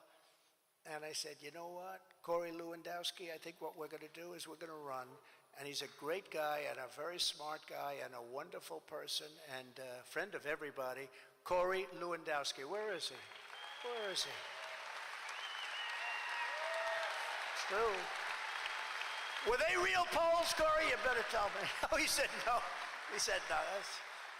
I have a feeling that might be true. Thank you, Corey. Great guy. With the help of many of you in this arena, in 4 short years, we achieved more than any administration in the history of our country. We have to. And I say that all the time, and the fake news doesn't even correct me. We've done so many things. We became energy independent for the first time in history, and soon would have been energy dominant for the first time ever. Making billions and billions of dollars, rapidly paying down our staggering $34 trillion in debt. We're going to pay it down so fast. And reducing your taxes still further. I gave you the largest tax cut in the history of our country, larger than the Reagan tax cuts. We created the most secure border in U.S. history, built nearly 500 miles of border wall, got Mexico to give us 28,000 soldiers. You know, they always say, oh, he didn't get Mexico. I got Mexico to give us free of charge 28,000 soldiers while we were building the wall. We built almost 500 miles. You know what my critics say? Oh, but it wasn't all new. No. If there was an old 2x4 laying in the ground that's 50 years old, where we'd take it and throw it away, we'd put in a brand new wall, they'd say, that was a renovation. That wasn't, no. These people are sick. But we built almost 500 miles. Then we were going to add another 200 miles, and we had it all done. You saw what happened, and would have taken them 3 weeks to put it up. We had the bad result in the election. Would have taken 3 weeks, and we would have, every hole would have been plugged. And we built the exact wall that the Border Patrol, they're incredible. Brandon Judd is incredible. Tom Homan is incredible. We have incredible people, and they want to do their job. It's incredible. You know, they could sit back and they could just not do anything. They really want to do. They love the country. They want to see it happen. But we got Mexico to put up billions and billions and billions of dollars in 28,000 soldiers protecting our border. We had the best record ever in the history of our country, and that included human trafficking, mostly in women, a horrible thing.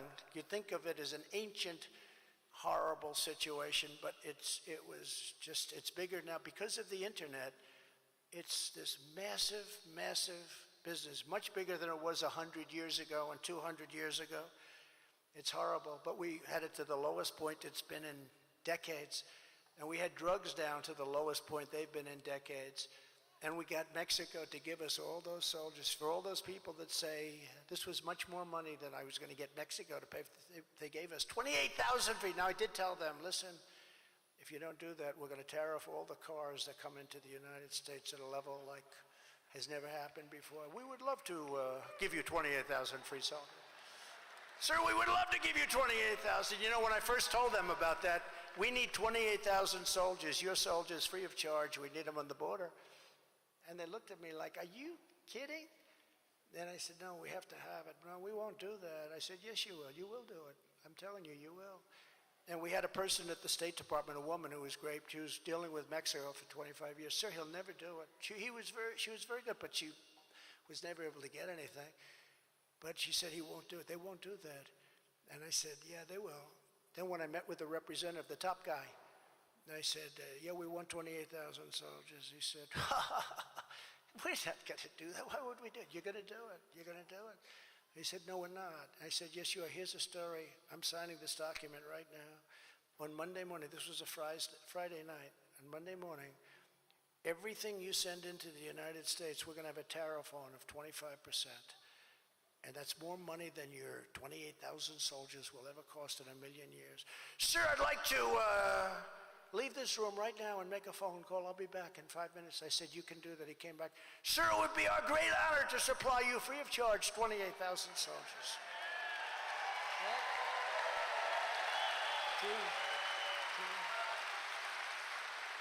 And when I was negotiating, I said to Brandon Judd, and I said to Tom Homan, and I said to all of the people that were there that are so great, we had that border so good. It was so, all he had to do was go to the beach, okay? Which he does anyway, but he destroyed everything. If he went to the beach, who the hell is telling him to go to the beach every day? Tell me, does he look good? He can't lift. You know, those things weigh about 3 ounces. They're meant for children to pick up. He can't lift the chair. He can't get his feet out of the sand. It's, who the hell, does he have some political consultant say, you know, you've got a great body. You should go to the beach. Who the hell is giving him that advice? I don't know. Does he like the beach that much? So crazy. But we negotiated, very important, remain in Mexico, because they used to come into our country and we couldn't get them out. When they touched our soil, you couldn't get them out. So we said, we want remain in Mexico. Hundreds of thousands of people were in Tijuana and different places. I wouldn't say Mexico was thrilled until we learned who they were. And in many cases, we wouldn't accept them. We wouldn't take them. And Biden gave that up. It was not easy. He gave it up. And we deported illegal alien criminals by the tens of thousands, MS-13. ICE is so incredible. They don't get the credit. These guys are so tough and love our country so much. They would walk into a nest. They call it a nest of MS-13. These are killers. These are the toughest. This is the toughest gang probably in the world. A lot of them go to Long Island. They go to different places. But Long Island, for whatever reason, and we have thousands of them. We got rid of thousands, but these guys would walk into a nest and you just see fists flying. I mean, it's the most incredible thing. Who the hell wants to do it? See that guy there with the black? You're a stand-up, please. You're a tough guy. You're not going to do that job, right? Oh, he voted for Trump. I like him. I knew he's got a thing. And I vote for you too. But you wouldn't do that job. I wouldn't do the job either. But these are tough people, and they love our country, and they were taking them out. They used to call it a paddy wagon. They were throwing them in, and they were taking them out by the thousands out of our country. And we had a problem because these other countries like El Salvador, all of these different countries, they wouldn't take Guatemala. They wouldn't take the people back. And they came to me and they said, sir, Guatemala, El Salvador, they won't take them back. They never have. They've never agreed to do it. And President Obama was never able to get them back. I said, oh, how much do we give them in aid a year? Sir, we give them 75 million. I said, I think you're wrong. I think it's 10 times that amount. Sir, I'd like to check. He comes back, sir, you were right. It's 750 million. I say, well, that's peanuts compared to what we do, but it's a lot of money. So I said, inform them that effective immediately, we're not making any economic development payments to the country. Because what they would do is we would load up a plane, we would load up a bus, we'd take it into their country and they wouldn't allow it in. They put planes on the runway so our planes would fly in. They had big planes put all over the runway so our planes couldn't land, so they'd come back. This went on for years. And I said, okay, what you do is we're not going to give them any more money. The 750, informed them, effective immediately, no more money. The following morning, I got a call from the 3 presidents. Sir, we'd like to talk to you. Actually, there were separate calls too, but the exact same words. Sir, I understand there's some difficulty with bringing people back to our country. I said, yeah, for about 10 years, you haven't allowed anybody back in. You send them out yourself in the caravans, but you don't take them back. He goes, sir, perhaps there's a misunderstanding. We would be honored to take them back. Sir, when will the money start coming back into it? I said, number one, you got to take them back. We brought them back into those countries by the thousands and thousands and thousands. Some of these MS-13s, you read the story, in Long Island.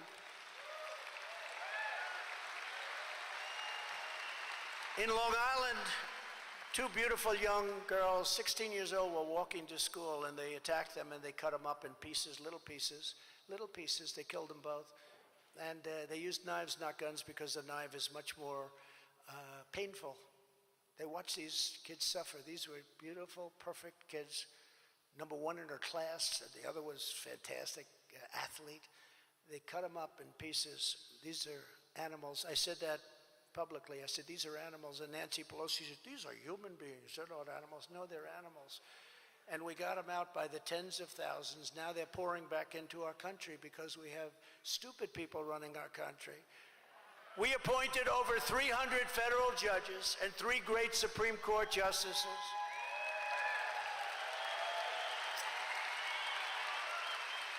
And I'm going to tell you something, because it's really a positive. It's a big positive, but they try and play it as a negative. Last year, those justices bravely and incredibly ruled on something that everybody has wanted for decades, for 51 years. They ruled to end Roe v. Wade. That was a big thing.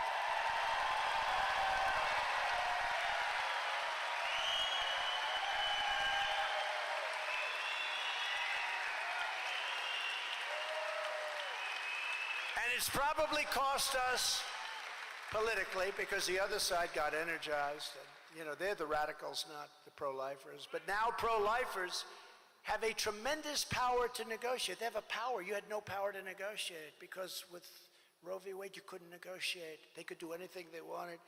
We didn't have any of that before this ruling. This moves the issue back to the states, where every legal scholar said it should be. And like President Ronald Reagan, good man, but like Ronald Reagan before me, I support the 3 exceptions for rape, incest, and life of the mother. I support. Not everybody does. I think a large portion do. I think you should, but again, that's your own feeling.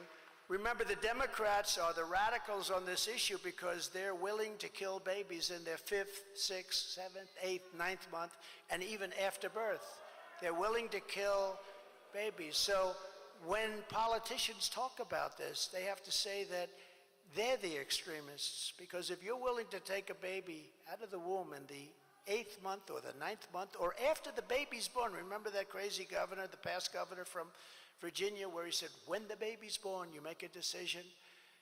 And just recently with the Supreme Court. So that, by the way, the pro-life question, it's going to get you in a position where a lot of tremendously good things are going to happen. 52 years they tried to get that out. We did it. And now you're going to be in a position to do what everybody knows is right. And it's a very important decision. Nobody thought it would be possible to get, but it's something that's very important. The Supreme Court also approved something that nobody thought they would ever see, merit-based systems of education.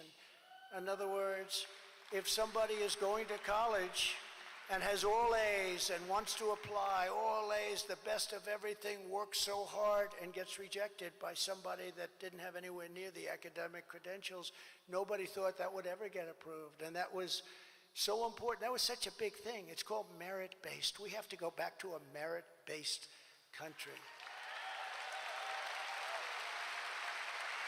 But that was just the beginning. Here's just some of the agenda I'll be immediately implementing when we, it's all of us, when we become 47th President of the United States of America. Before I even arrive at the Oval Office, shortly after I win the presidency, I will have the horrible war between Russia and Ukraine settled. He would have never done it. I know them both. You got it settled. When I was on CNN, I said, I want to see whose side are you on? I said, I'm on the side of people not being killed. I'm on the side of hundreds of thousands of people are dying, and I think that's going to be one of the bad things later on when you find out the real number of people dying in that war. You know, they'll knock down a city, they'll knock down an apartment house, they'll say 2 people were injured. They weren't injured. There were hundreds and hundreds of people killed. Those buildings don't come down and you have 2 people injured. Big buildings coming down, or buildings that are 1,000 years old with the golden domes. You can never do that. But much more importantly, the people. So many people, tens of thousands, hundreds of thousands. It'll be millions. It's already millions. And it's a very, very sad thing. And the numbers are far bigger than anyone understands. And I'll get that done. I'm the only candidate who can make this promise. I will prevent World War III. I will prevent it. Nobody else is going to prevent it.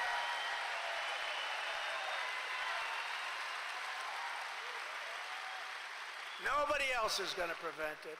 And this will be a war like no other. This is a nuclear war. If you have World War III, it'll be a nuclear war. And this won't be army tanks going back and forth shooting at each other. This will be levels of destruction that nobody's ever contemplated or thought of before. I will totally obliterate the deep state. We started that. We were doing so well. Then COVID came in. And we'll fire the corrupt bureaucrats who have weaponized our justice system and destroying our country. To stop the Marxist prosecutors who release rapists and murderers while persecuting Republicans, conservatives, people of faith, I will direct a completely overhauled DOJ to investigate every radical DA and AG in America for their illegal, racist, and reverse enforcement of the law. I will immediately terminate every open borders policy of the Biden administration. We will seal up our borders like they were when they took office. Week after week, we're watching as Joe Biden's deadly border betrayals take precious, innocent lives. In May, a pack of 5 adult illegal alien and suspected MS-13 animals were arrested in Maryland for brutally murdering a 15-year-old boy and dumping his body in a state park. When the parents saw this, they'll never be the same either. The people that I was with the other night, they'll never be the same. These parents will never be the same. No parent will ever be the same.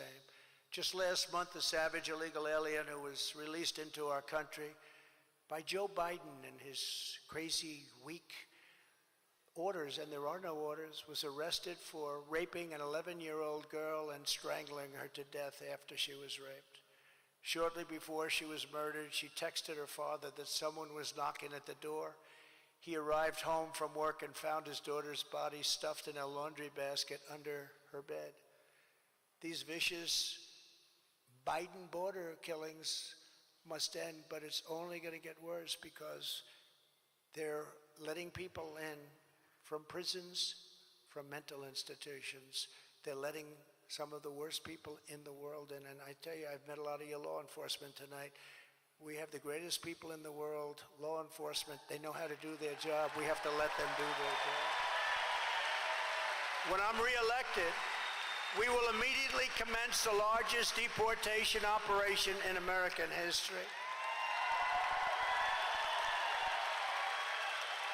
But we cannot wait until 2025 to begin stopping this horrible invasion. This is like a military invasion. They're killing hundreds of thousands of people between the drugs that are coming in, the people that are coming in, the crime.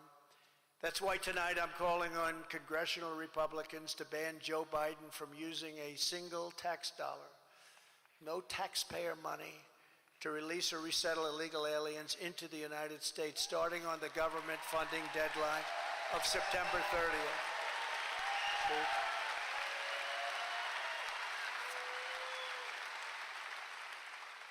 We take better care of these people, and many of them are criminals, than we take care of our veterans, our soldiers, and spend a lot more money doing it. You know, in New York, many of them are living in luxury hotels.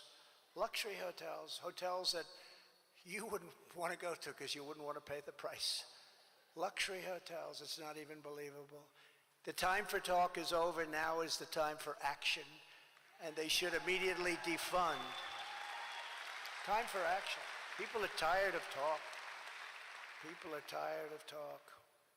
I said to our First Lady that night, you know, this is big stuff. They caught Biden getting $10.2 million. That's peanuts compared to what the other numbers. But the guy said, this is big stuff. She goes, oh, well, all right. I said, what do you mean? Well, nothing will happen.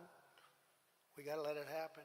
And I tell Steve and everybody, you got to take care. I mean, our country is being fleeced and robbed by people that have gotten away with things that nobody should be allowed to. And a lot of the Republicans, and they're great people, and great people just period. Democrats too, they feel it.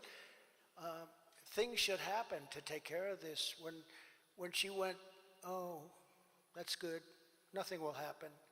And a lot of people feel that, right? A lot of people feel that. We can't have that. And I hope that's why Steve and his friends, because he's got some great ones over there, but I hope the Senate gets tough, because the House has been working hard, but the Senate under this guy, Mitch McConnell, has been a disaster.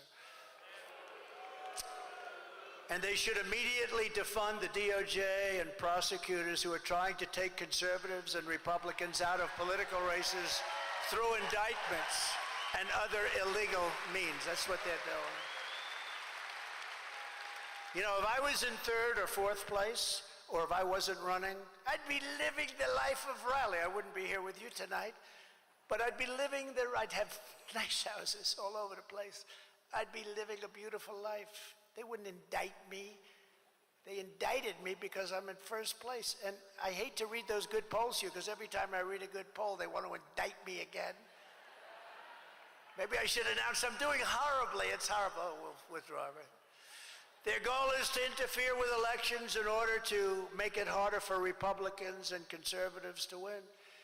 Congressional Republicans should also stop the Biden administration from bringing back COVID mandates, lockdowns, or restrictions of any kind by cutting off the money.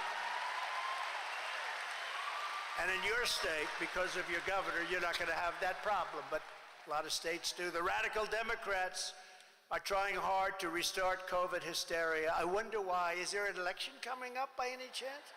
You know, I saw just the other day for the first time, we're thinking about masks again. I said, what's going on? Oh, that's right, there's an election coming up.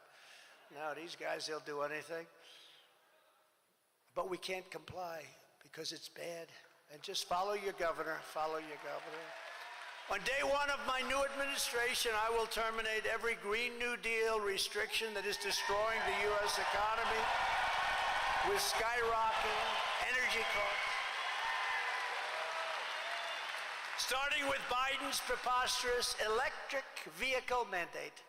You know, some people want to drive for more than an hour and a half.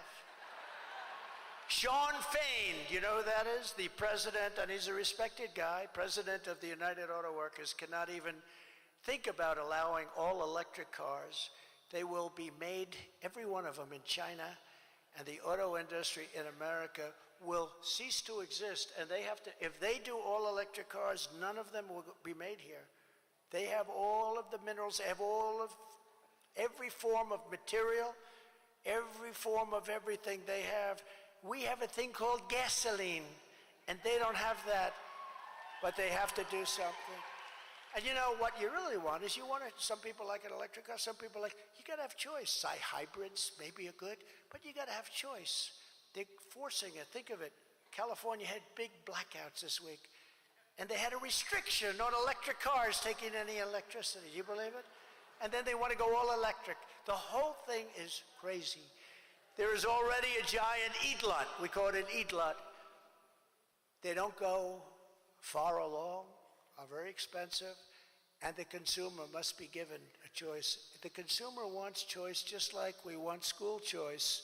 We want choice in what kind of a car we buy. So vote for Trump, and I will stop this madness immediately. I will stop it.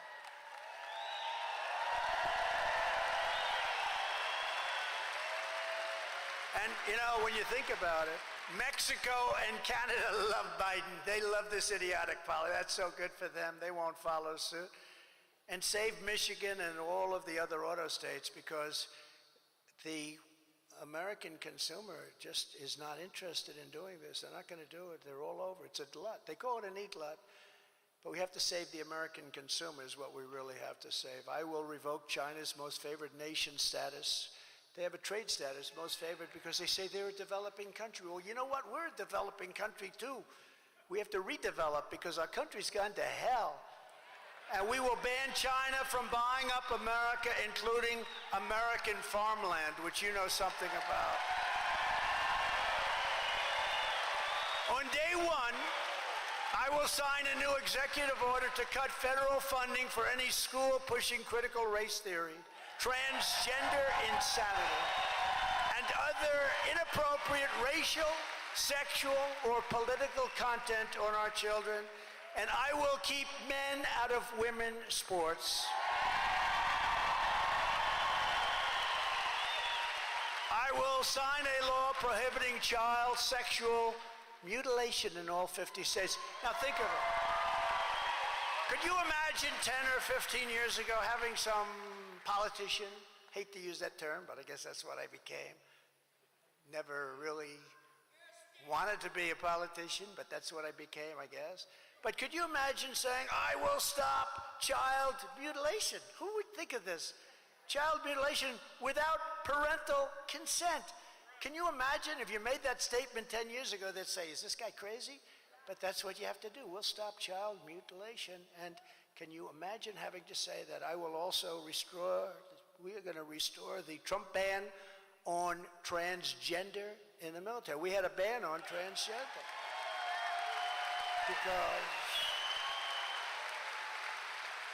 And I went to generals, I say, what do you want to do? No, sir, please do it. But then you see the same guys on television, well, I'd like to, it's very sad. You know, I had a ban, and tremendous amounts of drugs are necessary, a lot of other things. You're not allowed to have drugs in the military, so just there.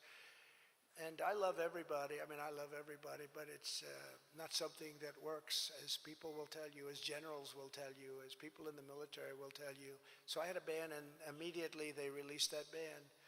And, it's not a good situation. Just as I did for 4 years, I will fully uphold the Second Amendment. The Second Amendment is under siege. And I will secure our elections. Our goal will be one day voting with paper ballots and voter ID. That's all we should have.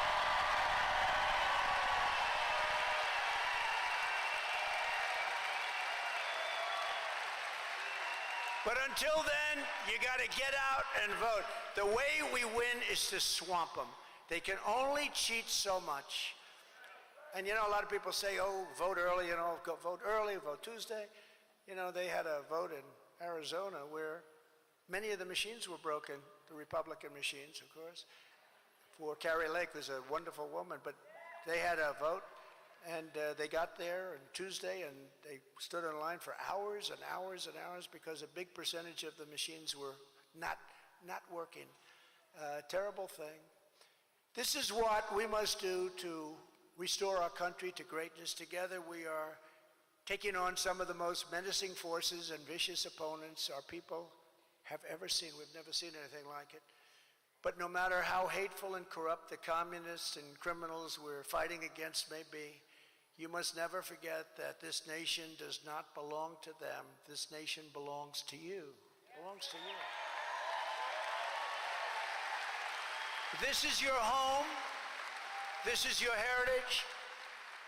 And our American liberty is your God-given right. We can't let anybody take it away. From Sioux Falls to Rapid City, from the Black Hills to the Badlands. What are the Badlands? Explain those Badlands. That's a hell of a name. I live in the Badlands. Actually, the inner cities are the Badlands, right? I'll bet your Badlands are very nice.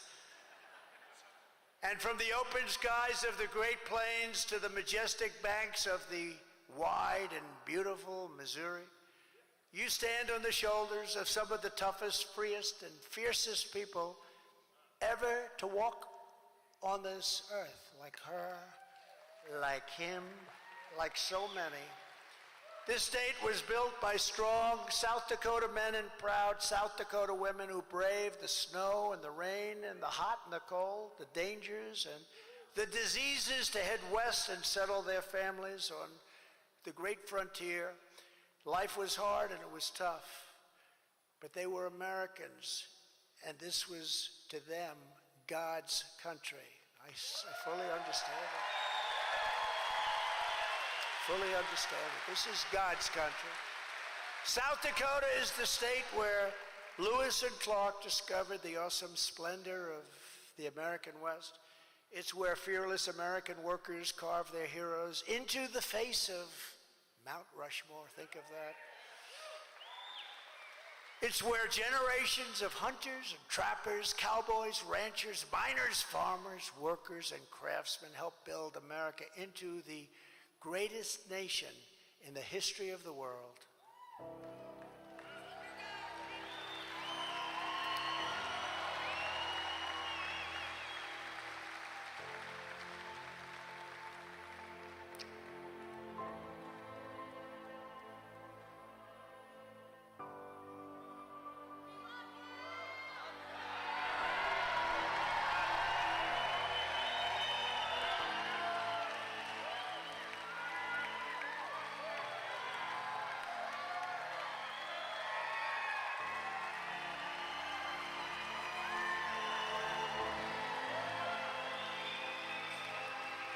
But now, we are a nation in decline.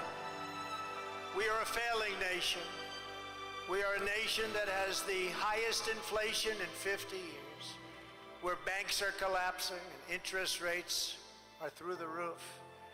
Likewise, we are a nation where energy costs have reached the highest in our history, where we are no longer energy independent or energy dominant as we were just a short number of years ago.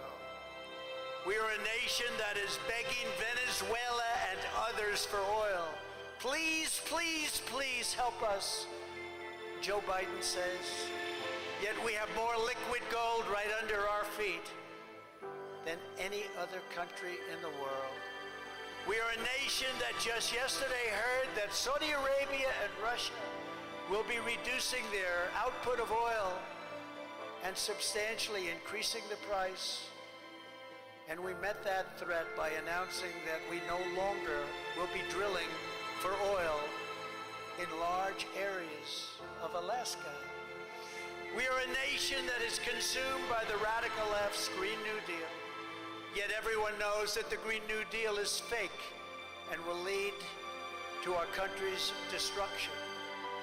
We are a nation whose leaders are demanding all-electric cars, despite the fact that they can't go far, cost too much, and whose batteries are produced in China with materials only available in China, when an unlimited amount of gasoline is available inexpensively in the United States, but not available in China.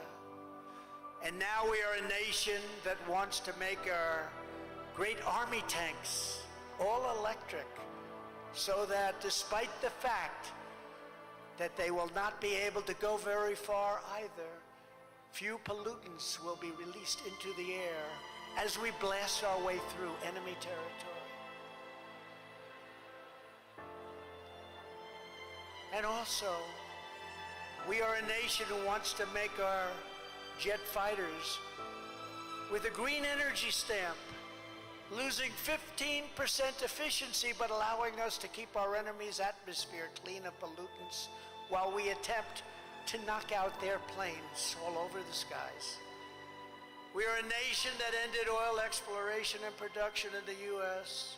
just as the price of oil reached an all-time high. What other country would do such a thing as that?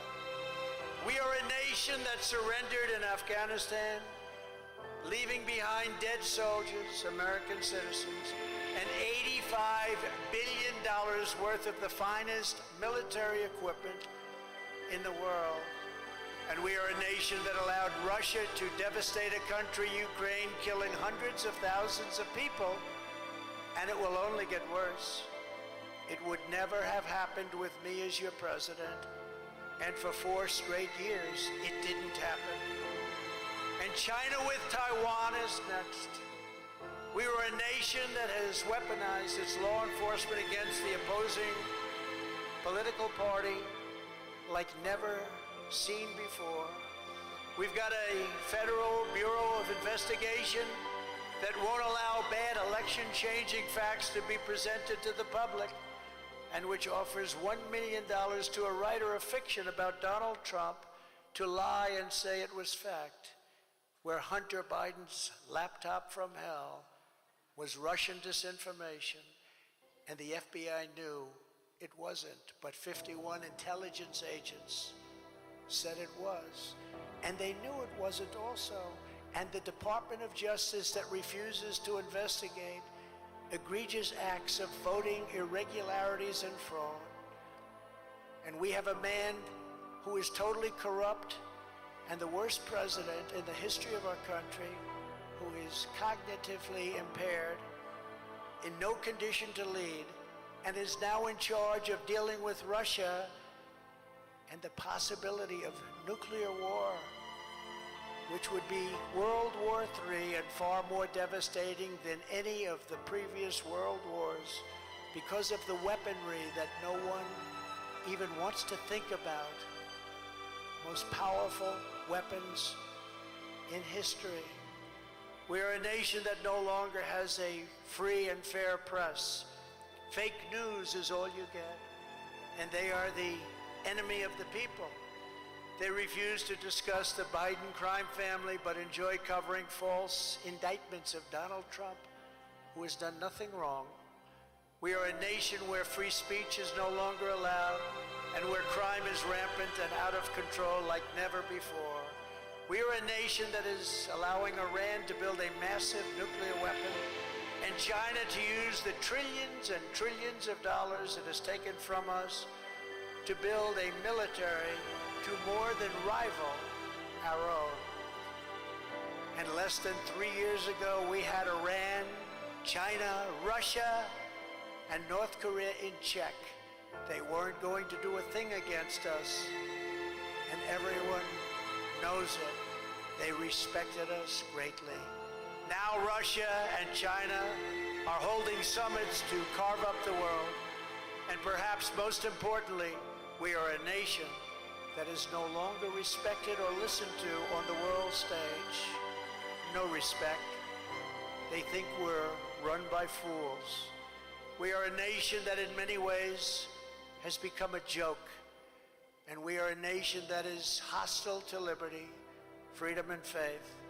We are a nation whose economy is collapsing into a cesspool of ruin, whose supply chain is horrible, horrible supply chain, is broken, and whose stores are not stocked, whose deliveries are not coming, and whose educational system is ranked at the bottom of every single list. We are a nation where large packs of sadistic criminals and thieves are allowed to go into stores and openly rob them, beat up and kill their workers and customers, and leave with armloads of goods, but with no retribution, where the authority of our great police has been taken, where their families and pensions have been threatened, and their lives would be destroyed for the mere mention of the words law enforcement. We are a nation where fentanyl and all other forms of illegal drugs are easier to get than formula for our beautiful little babies. A nation whose once revered airports are a dirty, crowded mess. You sit and wait for hours and then are notified that the plane won't leave, and they have no idea when they will, where their ticket prices have tripled. They don't have the pilots to fly the planes.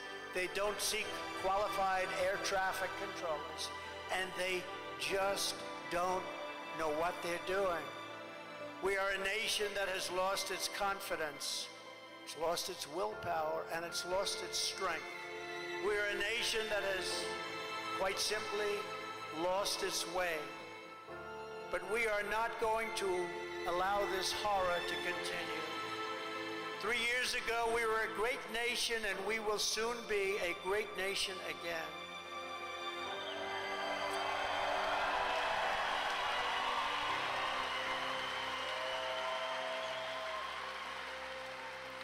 It was hard-working patriots like you who built this country, and it is hard-working patriots like you who are going to save our country. 2024 is our final battle. With your support in this primary, we are going to finish what we so brilliantly started. With you at my side, we will demolish the deep state. We will drive out the globalists. We will cast out the communists. We will throw off the sick political class that hates our country. We will rout the fake news media, and we will drain the swamp once and for all.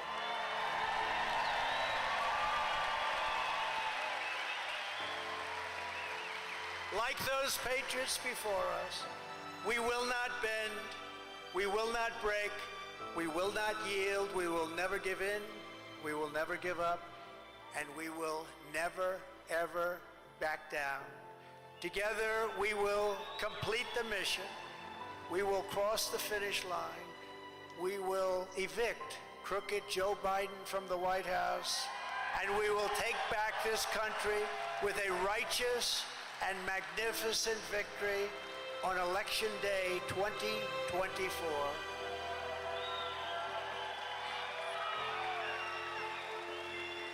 The great silent majority is rising like never before, and under our leadership, the forgotten men and women will be forgotten no longer.